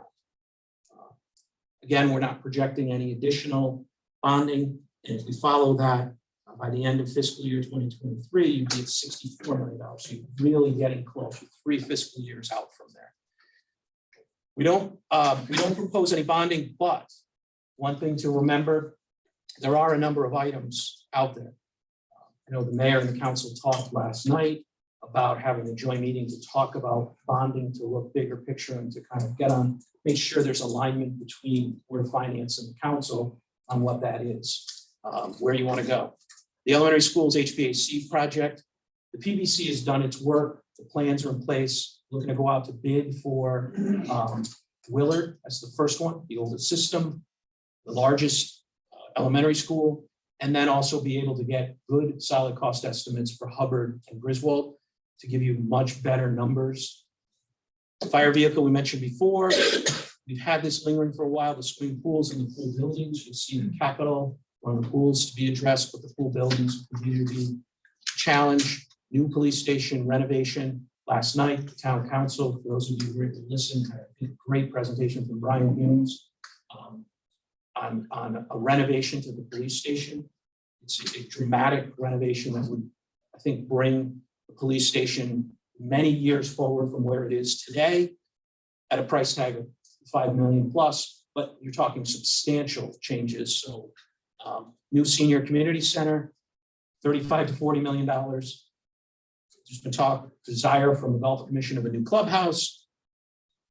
Talking with some folks after your visit, there was some concern about the portable classrooms in Griswold. They need to be replaced. So we want to make sure those are not paused. And those are the big items. As we look at capital, there's the ongoing capital items too. So conversations there. We talked a little bit about when we start to see the drop off. So I've added this slide for this year just to show you, this is the bond principal schedules. So when is the bonding actually done? I know everybody likes to talk about the high school project. It's kind of the benchmark. So embedded in the first 4 columns amongst many other items bonded would be the high school project. Then you have the refunding bonds. That was the last year before the law changed and you can no longer refund existing tax exempt bonds for new tax exempt refunding bonds. So the town got in there. That's the first one that's going to drop off. It's going to drop off after fiscal year 26. So obviously we're budgeting fiscal year 23. We're not far out from that. That's the first one. Then you've got a break of about 3 years and you get the second drop around fiscal year 30. Then each year after that, for the next 2, drop off, and all those 4 bond schedules to the right then are gone. You can see when the first one drops, your principal, outstanding principal goes from 6.1 to 4.4 million. You start to really see some drop-offs there. This is just to give you perspective and a visual of what we've talked about and the value that's sitting out there. This is going to be a tough balancing act for the board, for you and the Board of Finance, and for the council, and for taxpayers. It's a tough balancing act because there are a lot of things on that list on the last screen. There are a lot of ongoing needs just from $300 million of gross general fund capital. Just if you think about your financial statements, it's $300 million. To give you perspective, as you're well aware, this year's operating budget has $370,000 of capital in it. We have everything from 15 to 20-year-old school vans that are carrying children. We have athletic fields. We have facilities. And as you start thinking out as to what we have in the bond plan in future years, the roof on this building, the town hall all around, the library are set to be replaced. As we look out later into the 5-year plan, boilers at the schools, windows at the schools. And those are existing established items. We're looking at millions in the capital plan that we're proposing to bond because you're going to get many years. It makes sense to bond. You're going to get many years of benefit, and it makes sense to pay, balanced against the desire to bring that number down. I was, as the finance guy in me, I was thrilled when I heard the mayor say he wanted to have a joint meeting and talk about that, because this is a critical thing, not just for this year. George, you mentioned that there's 3 boards coming together over at the senior center, looking beyond 1 year. Inside your book, you have a 5-year financial plan that I've done each year. And if you look at that, I imagine there's at least a few who are not going to be pleased with where the mill rate would end up on this scenario. But I think that's a good starting point. Between that, the capital plan, the bond plan, you can tear the whole thing apart and say, we don't want to do any of this. That's fine. You'd say we want to fund all this. But I think that's a great conversation that needs to happen with where the town stands. Last one, long-term liabilities. For the first time since I've come here, there's nothing in the budget beyond the $185,000 for pension admin costs and the monthly payouts for the beneficiaries. By having the retirements that you had, the town actually funded through appropriating savings, but still funded the 2022 ADC and the 2023. So for the first time in, I would say, at least a couple of decades, about 80% funded. If you were to talk to Moody's, Standard & Poor's, that's a well-funded plan. Obviously, you'd love to be 100%, but you also understand that the interest rates fluctuate and your numbers get better as interest rates rise. The Fed seems to give every indication they're going to. Your liability comes down. So that 80% can rise just from the interest rate environment. The defined benefit plan for the first time in many years is actually in a decent place. Anything for liabilities? Capital. I've shown this now for 3 years. This will just give you perspective. There is a lot of capital in snow. The great news about that is you have a lot that is offered to residents, from Sage Park, which is great, outdoor swimming pools, municipal golf course, 5 schools, the library, senior center, just on and on. There's a lot of great things. Maintaining them does require some of the funding. I mentioned $300 million of gross assets. Realistically, you would want at least 1% in your operating budget every year to deal with vehicles, buildings, fields, internal infrastructure, and all that. That's $3 million. That's very different than where we are, but as as you start to work through the bonding, as you start to work through those elements, I'd encourage you to think about how can some of that be shifted to create a baseline and put capital in, and it would allow you to bond a lot less because we're able to take care of many things as we go along.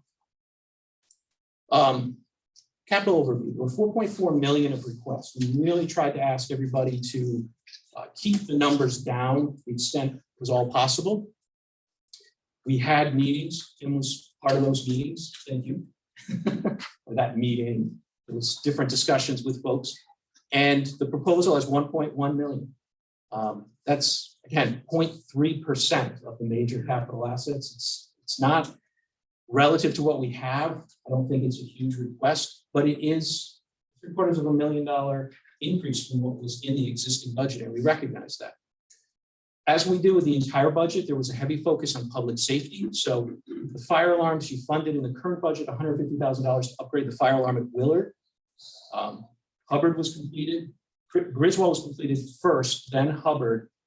We need additional funding this year. So splitting Willard over 2 years, bigger school, more cost. We'd like the second half of that for $150,000 so we can upgrade that fire alarm. And then looking forward, Griswold would be the last one. We'd come back and look for that. This is a critical element of public safety and an educational element. And it's one of the more basic elements, fire alarm in the elementary school.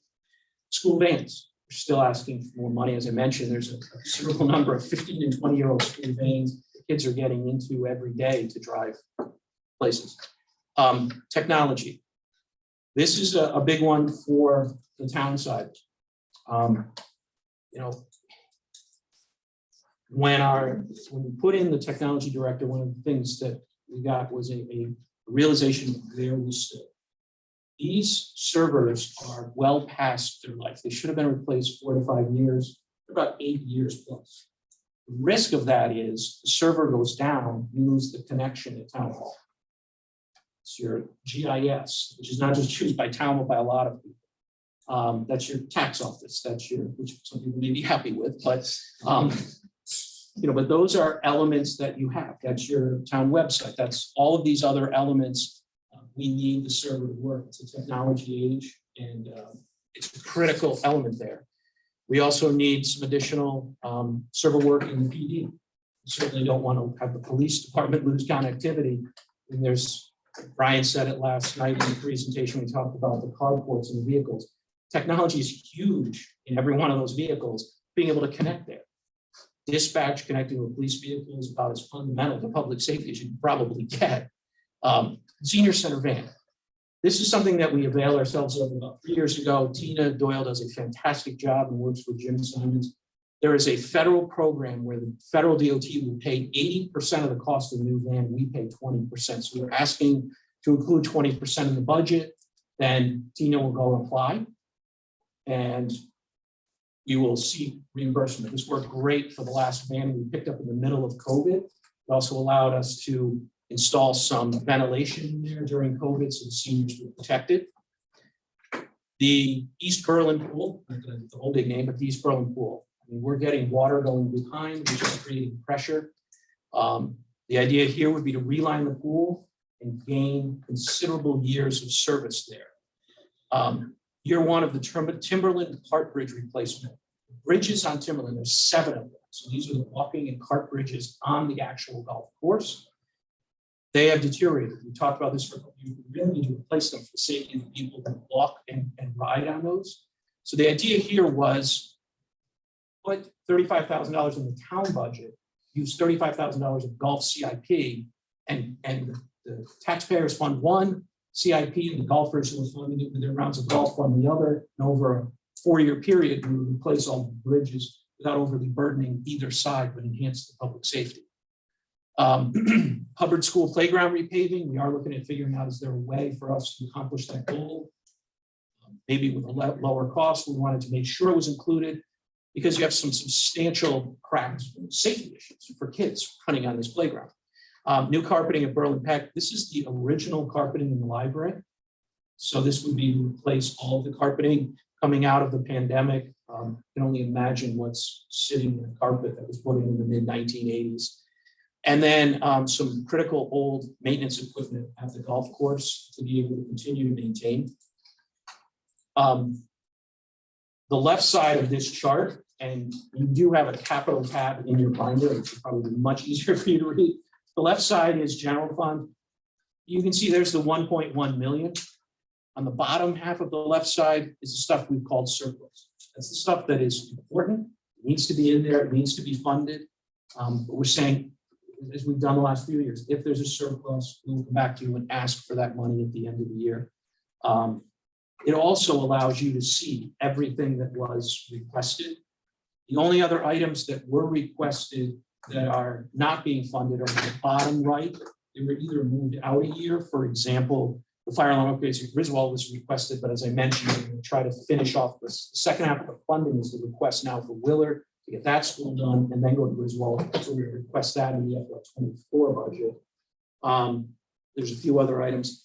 And part of showing you that is to give you the opportunity to adjust. You know, the capital committee looked, Tim was in on all of those different meetings. The manager looked at it, we tried to incorporate different viewpoints. You may have different views on something that was put into surplus that maybe should be funded, something that's funded that should be moved down. So we want to give you full and fair visibility of everything that was requested. The other elements on the right side are being funded, but they're being funded through either existing capital or grants. This will be a busy year for the town. Public Works is going to be looking at I call the 3 road projects. So we've got Orders Pass, Deming Road, and Christian Lane. Also got Kensington Road Bridge potentially being done. So this side of town is going to have some serious construction, but needed, necessary. Orders Pass may very well be the busiest area in town, the way it comes off, especially between probably 4 and 6 p.m. So good opportunities there. That's being funded through lots of grants, so that's a huge gain. Mike Ahern and the Public Works Department has really availed themselves of that. They're going to continue to do that. One of the great things about the lots of grant, besides the fact that it's state funded, it's pre-funded. So I mentioned reimbursable grants. These grants are actually, once the bids come in, we go back, they give us the bid plus 20%. So that's a huge element from not only funding, but also from the cash flow standpoint. We're getting done to the town's benefit. That I'll kind of stop if there's questions on the capital. That technology part. Yeah. Is there a plan? What kind of servers are those servers? I know we talked last year about upgrading the town's website, making more mobile friendly and everything. So is everything being considered? Or is it just servers?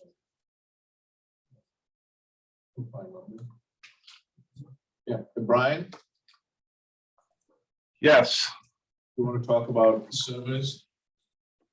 sure. Basically, the servers are, let me just get my notes here. Were purchased in 2013, and if we did this upgrade, we would have probably gotten about 10 years out of them, which is way past the life expectancy of what you'd normally expect from servers. They're usually replaced at 5 to maybe 7 years at the most. And like I said, ours are getting pretty old. The parts are going to be tough to get, and they're just, way past their time.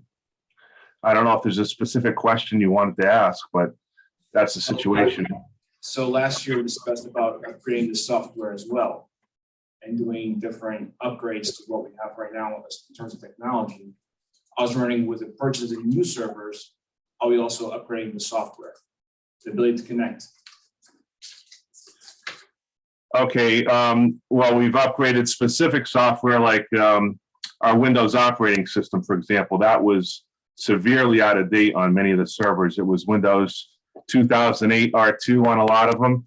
And this plan includes the upgrade to the latest operating system on all of our virtual servers to Windows Server 2022. It also includes the latest level of VMware. That's infrastructure software. If you're talking about user software, I can try to answer those questions as well. Yes, I am actually. Okay, is there any specific software? We do keep up with the latest version of Office and. Sure. So last year we had a conversation that if you go on the town website, it's perfectly fine on a computer. But if you go into mobile, it just doesn't work. Okay, that's not in the realm of this project. That would be another. This is more like internal to the department, as far as like people using the services in the building or facilities department, over at the community center inside the building, not to our website. That would be a different project altogether. Okay. The web application, we already addressed that with our third party vendor. So there was a sort of not a complete revamp of the web page, but to make it more user friendly so people could find things and it's compatible with mobile applications. But that's outside of what Brian's doing here, database servers and the infrastructure. In terms of connectivity, one of the things that Brian, even with the PD and others, are trying to do with all of the other users, establishing secure VPNs that everybody could access from anywhere in the world actually, to the town hall. We couldn't do that before. So once I came on board, so even on a snow day, people don't like it, but we could actually do work from home. Anything else? Transfers, I'll go quickly. These remain flat. These items remain the same. The revaluation fund remains the same. We will fund the October 22 revaluation. We do continue to need that fund as the contract was signed. They are actively working on it right now. And October of next year, the reval will commence and the notices will thereafter. The only one that saw an increase, it went up $10,120 from the FY 2022 budget, was we are in the 2023 Plan of Conservation and Development and signed the actual contract. It was a little bit higher. We asked for $25,000 last year to make sure we have the money in place to fund when that bill comes due. We're asking for $35,120. So the only increase on transfers is $10,000 for that item. If no other questions, turn it over to the town manager for general government. All right, general government, this shouldn't take long. In this slide, you see the overall increase about 2.3 million that we are asking. That probably makes better sense for us to go to the next slide. I'll tell you what those increases are. Largely driven by some of the personnel requests that we are asking between the town and the PD. Second category is just the cost of inflation. Prices have gone up in certain items, and we'll talk about that. There are some minor requests to improve some efficiencies in technology and other items. So in this category, I'll talk to the town request that I'm asking for 3 people, but it's 2.4 FTEs, largely driven by pretty much unsustainable workload for all those 3 areas. Currently, we have 1 HR director oversight function for the town and the Board of Ed, and I know you have 1 FTE assisting the HR director. And when I say it's unsustainable, the decision has been made. She's moving July 1 because this is a job that requires pretty much 24/7. I'm not exaggerating. She's on the computer Saturdays at 2 o'clock in the morning trying to get work done. VPNs? With VPNs, yes, I know. Even without VPNs, she's doing that. So she's moving, and also I believe only 0.8 because it's not healthy for anyone to work at that level. So what I'm asking is, town was funding 60% of that, get it to a full-time position. We have 175 staff within the town and the PD with the oversight function, all recruitment, retention functions, benefit administration, 6 unions, all the negotiations with them, any grievances, all of that go through just 1 person. What I also like to do is we want to, Denise and I have talked about this, we never have the time reacting to certain things, go and improve and invest in technology. For example, we are all paper-based. We need to move to a position with applicant tracking, that employees and staff members can apply online, and then all that is automated, so that when you need data for reporting and all that, you pull it off the system rather than manually trying to pull those things. So that is, I think, is critical for the town to have an HR director for 175 people, and that's what I'm asking there. The second one is, and I appreciate you partially allowing me to hire the person sooner, the superintendent of facilities. Many years ago, the current director pretty much has the director's role, the construction manager, project manager type work, and then also the day-to-day operational stuff that the person is working on. And again, you know that John, all of you know him, he's the first point of contact for everybody in the Board of Ed who wants something done and the town staff. And there aren't any layers between Doug and the trades and the custodians. They all report to him. It's not a model that works well. And was pretty much ready to walk out the door. And with hiring the superintendent, it's will be similar to what we do with the highway and the grounds. Superintendent can manage all of the requests, the operational needs of the department, and the foreman can actually supervise the work. And it will allow the director to work as a director to be more strategic, to be more planning. And one of the things that I've worked on this year was the replacement of the lighting project, LED project with the high school. $100,000 in savings. It will pay for it in 2.9 years. And after that, it's your savings. We need to do more of that as we get these opportunities to invest in energy, procurement, and other new technologies. Facility director can actually look at the big picture and see where you can invest more time in it. So that's the second one. And the third one that I'm asking is the support for an assistant planner. With all of the pressure that we have on this project, we need to start thinking about growing the top line. Not that we are not thinking about it, but we need to facilitate that. So when I look at the town operation, that is a bottleneck. The way it's structured right now, this one person has to staff 4 boards and commissions. Planning and zoning, including ZBA, the Conservation Commission, Historic District. Those alone take so much time to put agendas and materials together, follow up on those things, and then we're at a situation where you're reacting to certain things. Having an assistant planner, another body, will actually allow to be a little bit more proactive, and then update zoning regulations in response to legislative update. We don't do that anymore. Somebody has to come to us and then we are reacting to that. And this sort of, we get ahead of the curve and we can do more of when people come in, we'll be ready to move forward with things. Because time is money. We can't move at glacier speed in planning and development. It takes a long time in government, but I think we can expedite that process. And coming back to my other favorite one is investment technology. We invested in Community City. It is where you can do the 24/7 town hall concept, apply for building codes, building permits. That whole process works through planning as well, but we haven't been able to take the technology and apply it to that because there's no time to do it. The same way, providing digital access to the public for most of these records. If you give access to the public, they can get these records rather than having a staff member do that. But you need the investment technology and also people to get this going. So those are the 3 areas that I'm preposition that I'm asking for, and just so that I don't come to the well all the time asking for money.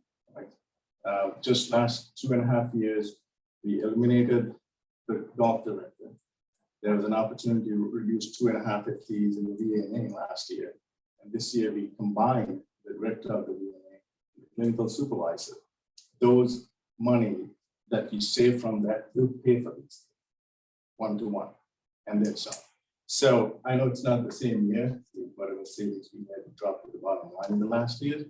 So, and again, as we've talked about this with other managers too, as we see some efficiencies, some retirements and other turnover, I'm jotting down some opportunities that we may have in the next couple of years, and we're going to make those changes. So there'll be more savings in the future as well.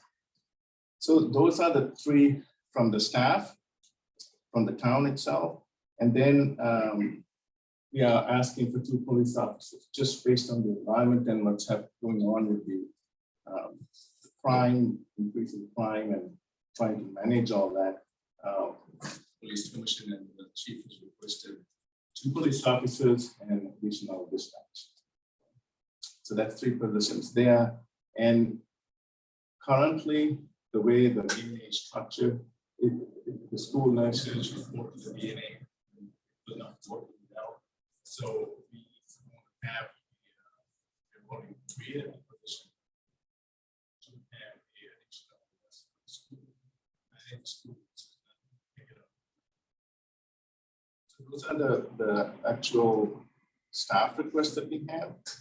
So the net wage increase that you have there is about, 472. And then the other big one is health insurance. We talked about this a little while ago. And, the last couple of years, we have planned around 10%. And, magically Kevin comes the day before and say, yeah, we got the final numbers to be around 5%. Well, we just did this one broker, and it's not going to be 10, lower than 10%. 10% to get to 10% would be good. Currently, we are looking at around 13% or so. So I don't think we're going to see any changes there. It's unfortunate, but those numbers have gone up from last year.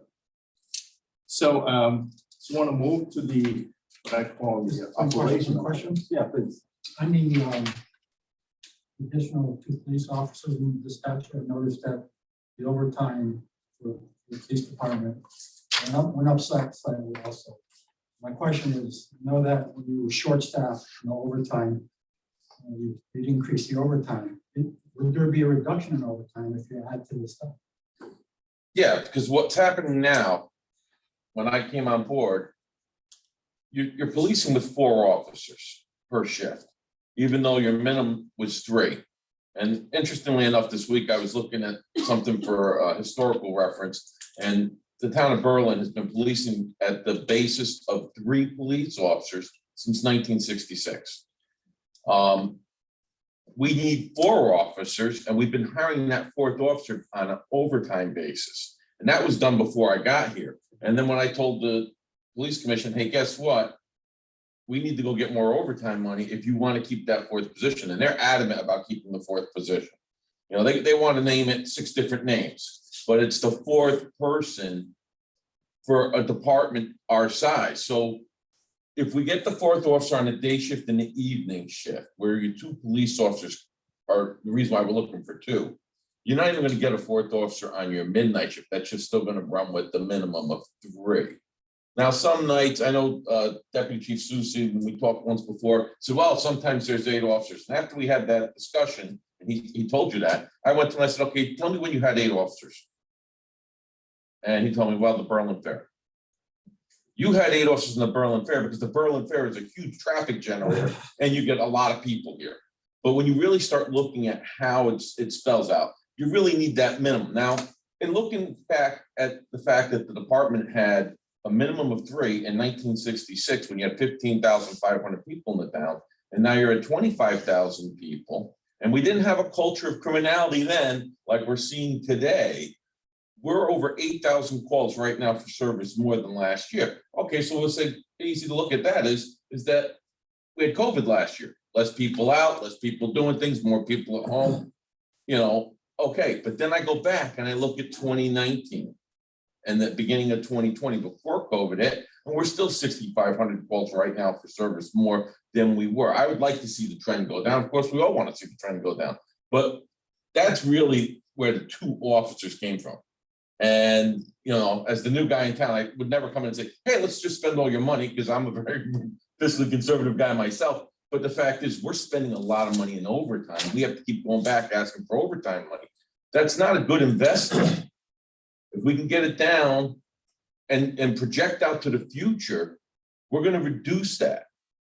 Because overtime, eventually, maybe it's cheaper in the beginning because you're not paying benefits. But in the end, that seesaw effect occurs, and then you end up paying a lot more in overtime. And your value is that you're getting people who are just tired and aren't really producing. I mean, there's a whole bunch of other variables. So I think the 2 officers would be important. Now, of course, when we talked about this in the past, we're talking about 2 police officers. You won't see them next year. It's taking almost a year to make a police officer. And that's if they make it through training and make it through all the requirements. And when we had somebody just quit at the 2 weeks before they're going out on the road, after you've invested almost $100,000 into that officer, that's a loss. And we can't recoup that loss. So that's all part of this whole process and this thought. And believe me, when I look at that number and I see 8% for an increase in the police department, I cringe too. The other question is on the floating school nurse. Yeah. I know in the past, in those accounts, there always seemed to be an underspent condition, in the last several years. So I guess I'm trying to understand, is there a budget available to cover that, or you're saying there isn't, isn't, because in the past, I've seen that you haven't spent the money in that area. Maybe I'm wrong, maybe I'm looking at, but so you don't have to answer that now, just we can look at the past or whatever. Yeah. And I would agree with you in the past. This year, right now, we are actually with our encumbered amount over budget. And that was driven by a lot of the demands on school nurses all through this period. We also, as the town manager alluded to earlier, taking the responsibility to manage the school nurses within the school nurse environment has necessitated additional support in the schools themselves. I mean, you have some schools where you've got one nurse. So if something happens and that nurse isn't there, the idea here would be the coverage can happen rather than pulling somebody out. If there's 2 in one school, now you've just got 1 in each school. It's trying to create that flexibility because I mean, we've got the superintendent here, so I'm sure he can tell you it's an important position. You've got all these kids in these schools. The nurse is an important position and we need it staffed. So would this position fall under the Board of Ed or meaning? It would fall under Department 61. It would be under general government. It would ultimately fall to the VNA administrator, but this position that we have within the schools, which gives a better understanding. Running the VNA and running a school nurse system are not the same thing. And being in the schools and having somebody who is in the school and aware of the schools is preferable. And I mean, I give Barbara credit because she's the one who designed it and came to the town manager and HR director and put that together. I don't know, Barbara, if you have anything else you want to add. Yes, I mean, the position is the nurse being also as a supervisory position. What we found, especially now with the nursing being cut last year in the budget, we went down to 4 nurses. In the past, if there was a call out at the school, a VNA nurse will have to go cover. If we do that now, that will leave us with 2 nurses to cover the VNA, which now puts us outside of doctor's orders, Medicare requirements. We cannot do that. We will have to either pay overtime after hours or move patients to weekends, which is a lot of overtime. We cannot leave the schools, as the Board of Education said, there's a lot more kids that are having mental health issues, illnesses. High school cannot be without 2 nurses. I would not feel comfortable leaving high school without 2 nurses at all times. They have emergencies almost on a daily basis, multiple times sometimes. So having that nurse, if they have a call out or if they have a nurse that is out sick or anything, vacation time, having that nurse as a full nurse is also supervising, knowing what's going on in the schools allows that nurse to go in and cover.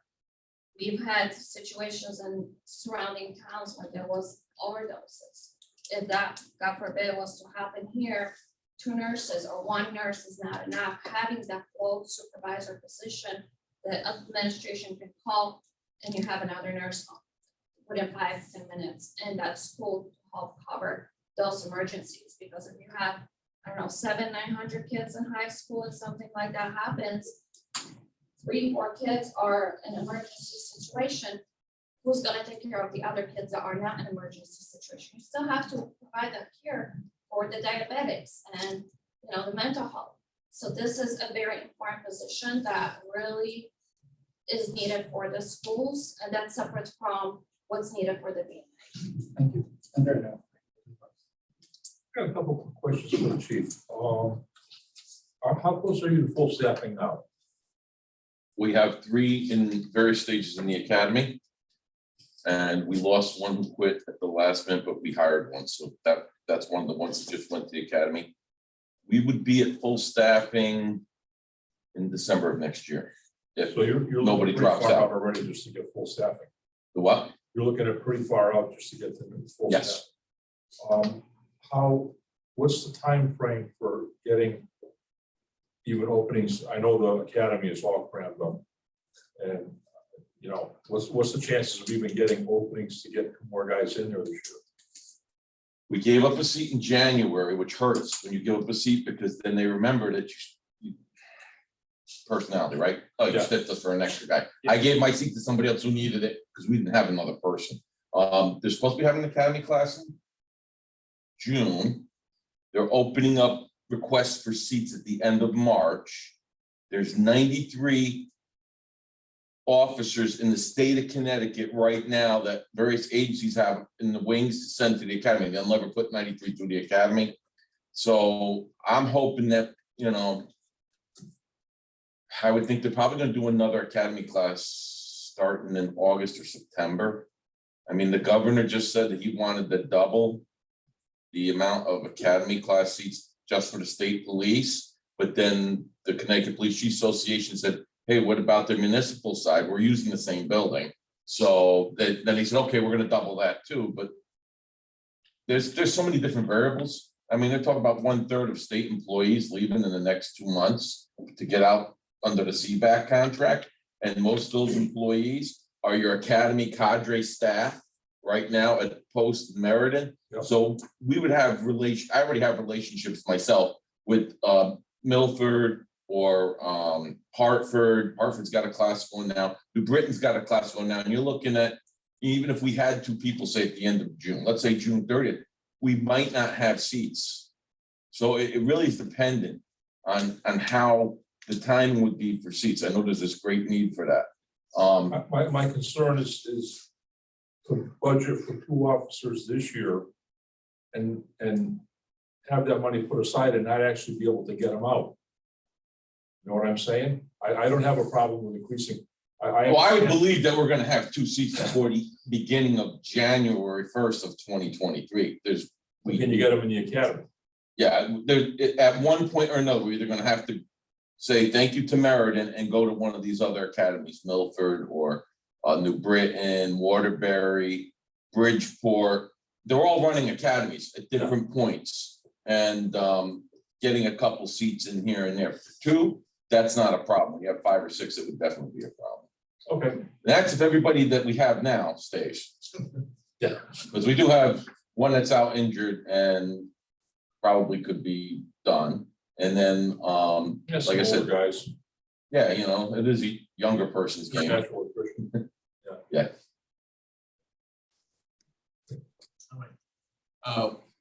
Moving on, this last page here, these are some of the combination of, you know, inflationary or just the cost of goods going up. You've seen the last 2 quarters about a 7% increase in inflation.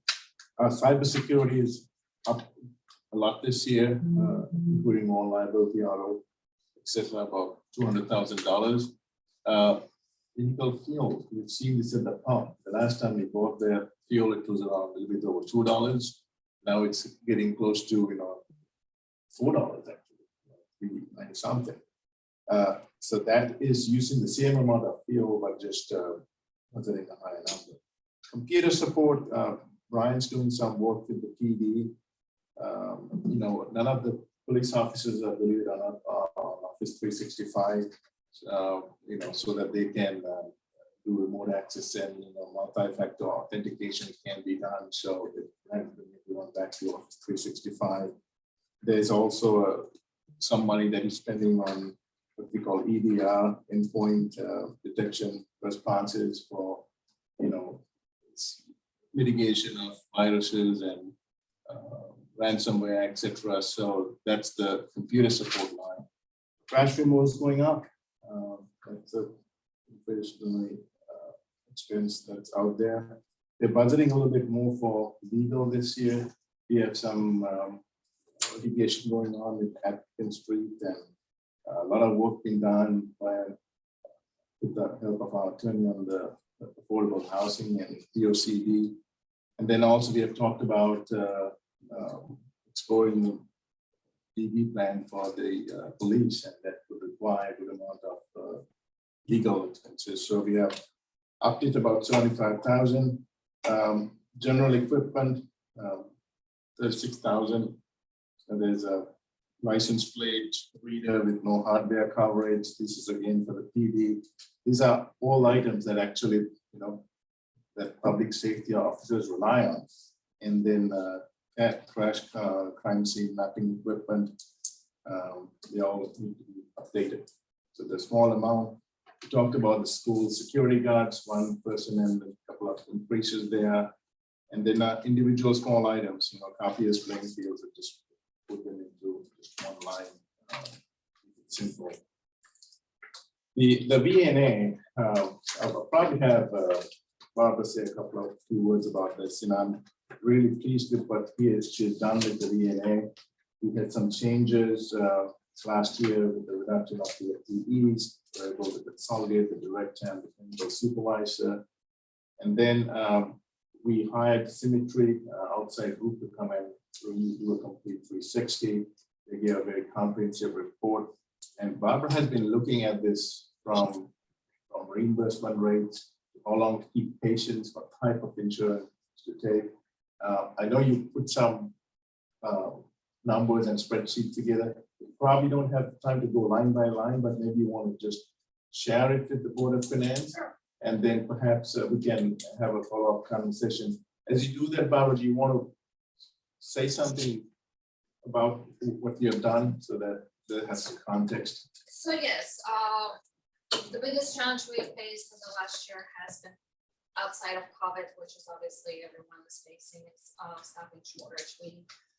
It took us about 6 months to get full staffing and finish orienting just in the last month or 6 weeks, 6 to 8 weeks.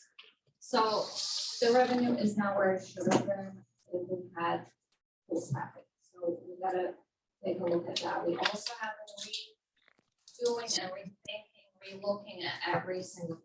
Coming from being a nurse, being on the other side of DNA and going out and seeing patients and doing all that, we were never really, no one told us, how to utilize this. We go in, we do what we need to do with our, I know I said that last time we met about utilization. Question. We've heard it all. So I put together some things comparing, I have only 9 copies. I can make more if you want to pass it down, please. So what is busy utilization though? We have a company, SHP, that is, we pull weekly, monthly, yearly reports, and it shows us how we compare to other agencies, state and nationwide. The first page you're gonna see that's impact. This is actual patient. This is a new report that was just put in for this company that is gonna be now on a weekly basis, and it tells us on each patient that has been admitted how much revenue we are expected to bring in if we stay for 60 days, 30 days. And what's the LUPA threshold? LUPA is how many minimum visits we have to make to get paid for this amount. And what we should be doing with this patient based on different comorbidities. So if it's a patient that has a knee replacement versus the patient that has cardiac issues. So that's what this kind of shows. If you look at the second page, this is a comparison of the same thing. Impact 3 is showing the difference between this year, Impact 2, and last year, Impact 3 for the first 2 months. Yes, there was not a lot of patients, not as many as last year, but like I said, we've been going through staffing changes. But we also have not been keeping our patients for as long as we did before. Our patients are more successful this time around, which means we're not seeing them in a hospital as much. Our hospitalization rate is improving, which means we're not getting penalized. We are getting more money for these people. Our revenue per episode P1, P2, that's revenue per 30-day period. So that's improving greatly as well. Now we're talking about patient lives. We're not talking about a car that's falling apart. We're not talking about houses. So we cannot compare apples to apples. It's one patient who has congestive heart failure, maybe out in 3 weeks, is doing better, is taking their medication. Another patient who on paper looks the exact same way, maybe in and out of hospital every other day. And we've had that happen. So that's some of these numbers is what you're gonna see is happening. But that's where the visit utilization comes in. If you look on PDGM 1 and 2, this is once again last year and this year, our utilization is greatly improving, which means that we are not keeping people as long. Our quality is improving. This is what we want to see. We want to see the quality performance improving. We want to be in the green because that's when the money comes in. That's when we start seeing the difference. And you can see a huge difference between 1 year and another. And the last one, utilization 1 and 2. I kind of did this to show if we utilize visits at 10 visits, 27 visits, 26 visits, we are losing about anywhere from 48 to 103% of one patient that we lost, which means we are paying into that patient. That's what we were doing last year. We were keeping people for long periods of time to show, because we had to, we weren't thinking outside the box. If a therapist is going in and it's calling the nurse and saying, hey, this patient has low blood pressure, the therapist can legally make the phone call to the doctor. The nurse can make the phone call to the doctor. We don't need to send the nurse out the same day because next day she needs to follow up again. We can spread the visits between all these disciplines to utilize our visits better, but still provide the same and great service to our patients. This year, if you look at visit utilization of 5, 13, 6, we are 71% of revenue that we are keeping from this. And that's the difference. That's the difference that we are seeing, that we are making. It's gonna take some time to show, and like I said, sometimes some of these people are still gonna be utilized more because if they have a wound that needs to be dressed daily, we cannot do anything about that. We cannot not see patient because the insurance is not gonna pay. Okay, is that what's happening? That's, So when you guys, so from a personal experience, so my parents, it will not come out unless the insurance approves it. Are you saying that DNA goes out, take kids patients without having the approval of the insurance first? so no, it depends on what your insurance is. Medicare pays differently than United Healthcare managed and all these things. We will always make that first visit to see what the patient needs. Because we've done patients who we have to send right back to the hospital. So we do take that first visit and then we submit for reimbursement and authorization. And then the insurance will tell us, okay, you have 10 visits for skilled nurse, you have 5 visits for therapy. And that's when it starts thinking, okay, what is this patient's plan of care? What are we trying to accomplish? Instead of saying everyone go out every day, we are utilizing our services better and saying, okay, how can we split this up so the patient is getting the services they need without us. Correct. So if the patient needs care every single day, let's say after a stroke, for example, and they go home, the nurse used to go there every single day, whether it's the same nurse or not, it's the same company. And you're right, so the insurance approves a certain number of visits, right?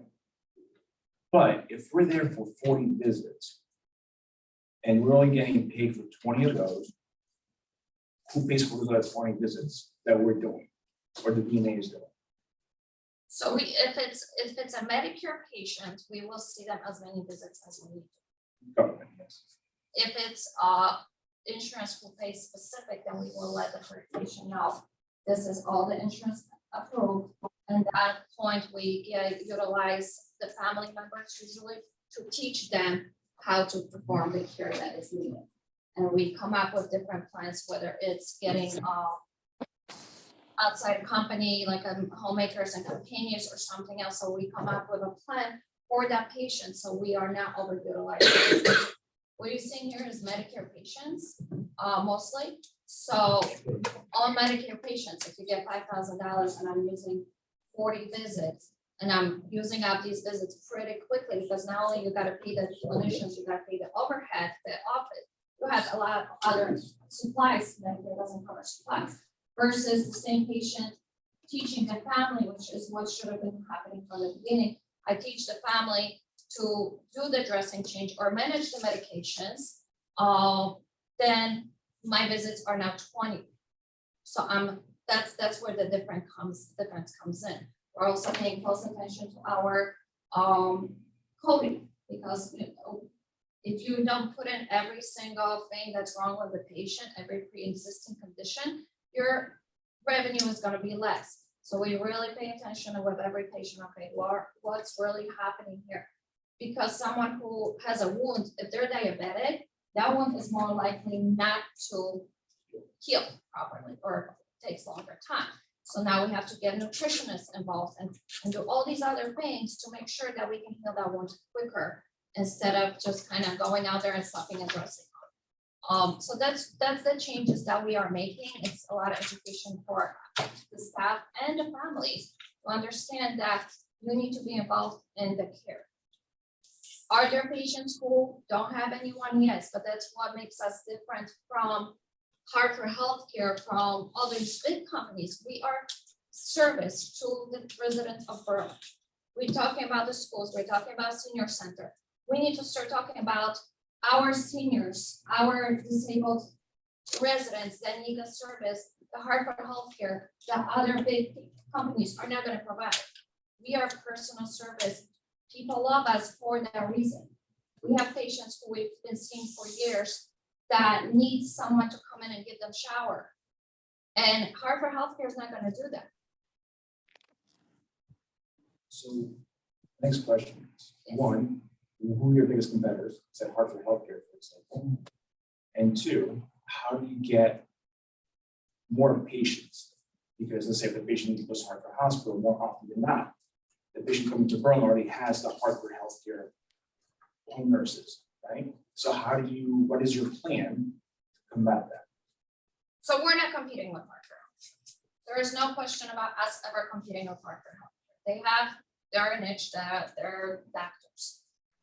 We're small, we're service for Berlin. Yes, we have a few towns around, but people that know us, that's our biggest. Yeah, clientele. Yeah. So we have to just continue doing community outreach. We gotta get involved with the senior center, because the people that are going to senior center are the people that are gonna know us, and when they need the help, they're gonna ask for us. We have to educate our public that they have a right to choose who they want. And a lot of people don't realize that if a doctor or a hospital says you have to have Hartford for healthcare, that's actually illegal. And that's what we've been doing, is educating our staff, going out to senior centers, other places, to educate our public that you have a right, and this is what makes us different. We are not gonna be in there for 5 minutes and ignore you and ignore. I've had patients come in and they have Hartford Healthcare or other big agencies, and they were back in a hospital after surgeries because they had severe infection because the nurses ignored them. And they come in here and we heal them up. I've walked into patients' homes and I said, something is wrong with you, I'm sending you to a hospital. I don't know what it is, but because I'm seeing this patient, because I know that it's such a personal service, I was able to save their life. And that's what makes us different. You cannot put a price tag, you cannot go in and say how we're gonna compete. We just gotta get out there, we gotta educate our staff, we gotta educate our residents, we gotta remind them we are here and we are here to help. We cannot forget about the people that are homebound, that are sick in this town. We cannot push them up to Hartford Healthcare or other big agencies. That's not right. That's not what our residents deserve. Thank you. Thank you. You're welcome. Thanks, Bob. All right. Berlin Water Control, it's just slightly increased their requested wages at 2.1%. And that's an enterprise fund, so it's all pays for itself. That's it for the Ryan show. No, no, very good presentations. Appreciate it. Now we're gonna get into the detail a little more next week. I want to keep the communication channel open, Julia, you and Brian, to make sure that whatever we move forward with, that we're working together to try to work together. Make a motion to adjourn. Second. Aye.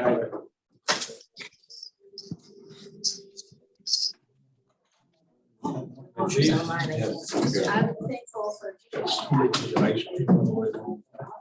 was like, I didn't have that one. I was like, I had.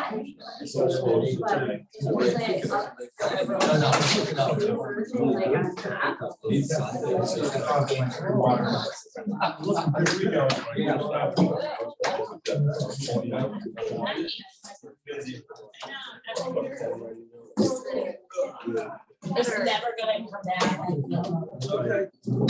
Thank you, guys. Well, this is gonna suck. Here's my stuff.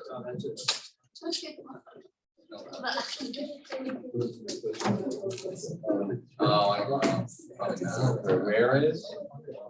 I'm not sure. I read the. We had a long meeting last night. Oh, yeah. I know. Andre just told me that last night. What's going around? That's a nice presentation. Yeah.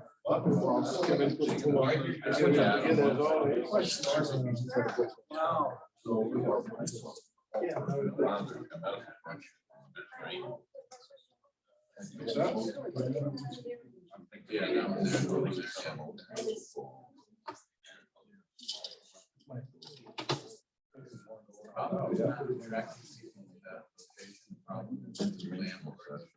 no, every time we brought some stores to the brink of their. Yeah, they go to. We're not.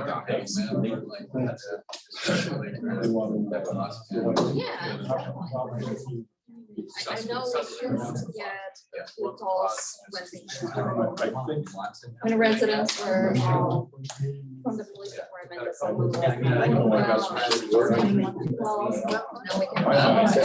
We're breaking. No, but I'm saying like, you know. Oh, yeah. Well, yes, I have to. So I think getting that relationship going again. No, it's a private park. They'll pay the parking lot. No. So he has to do it himself, but yeah. No, it's not. Right, so you got some, right? Jacksburg. Yeah, place in front. Rest of that.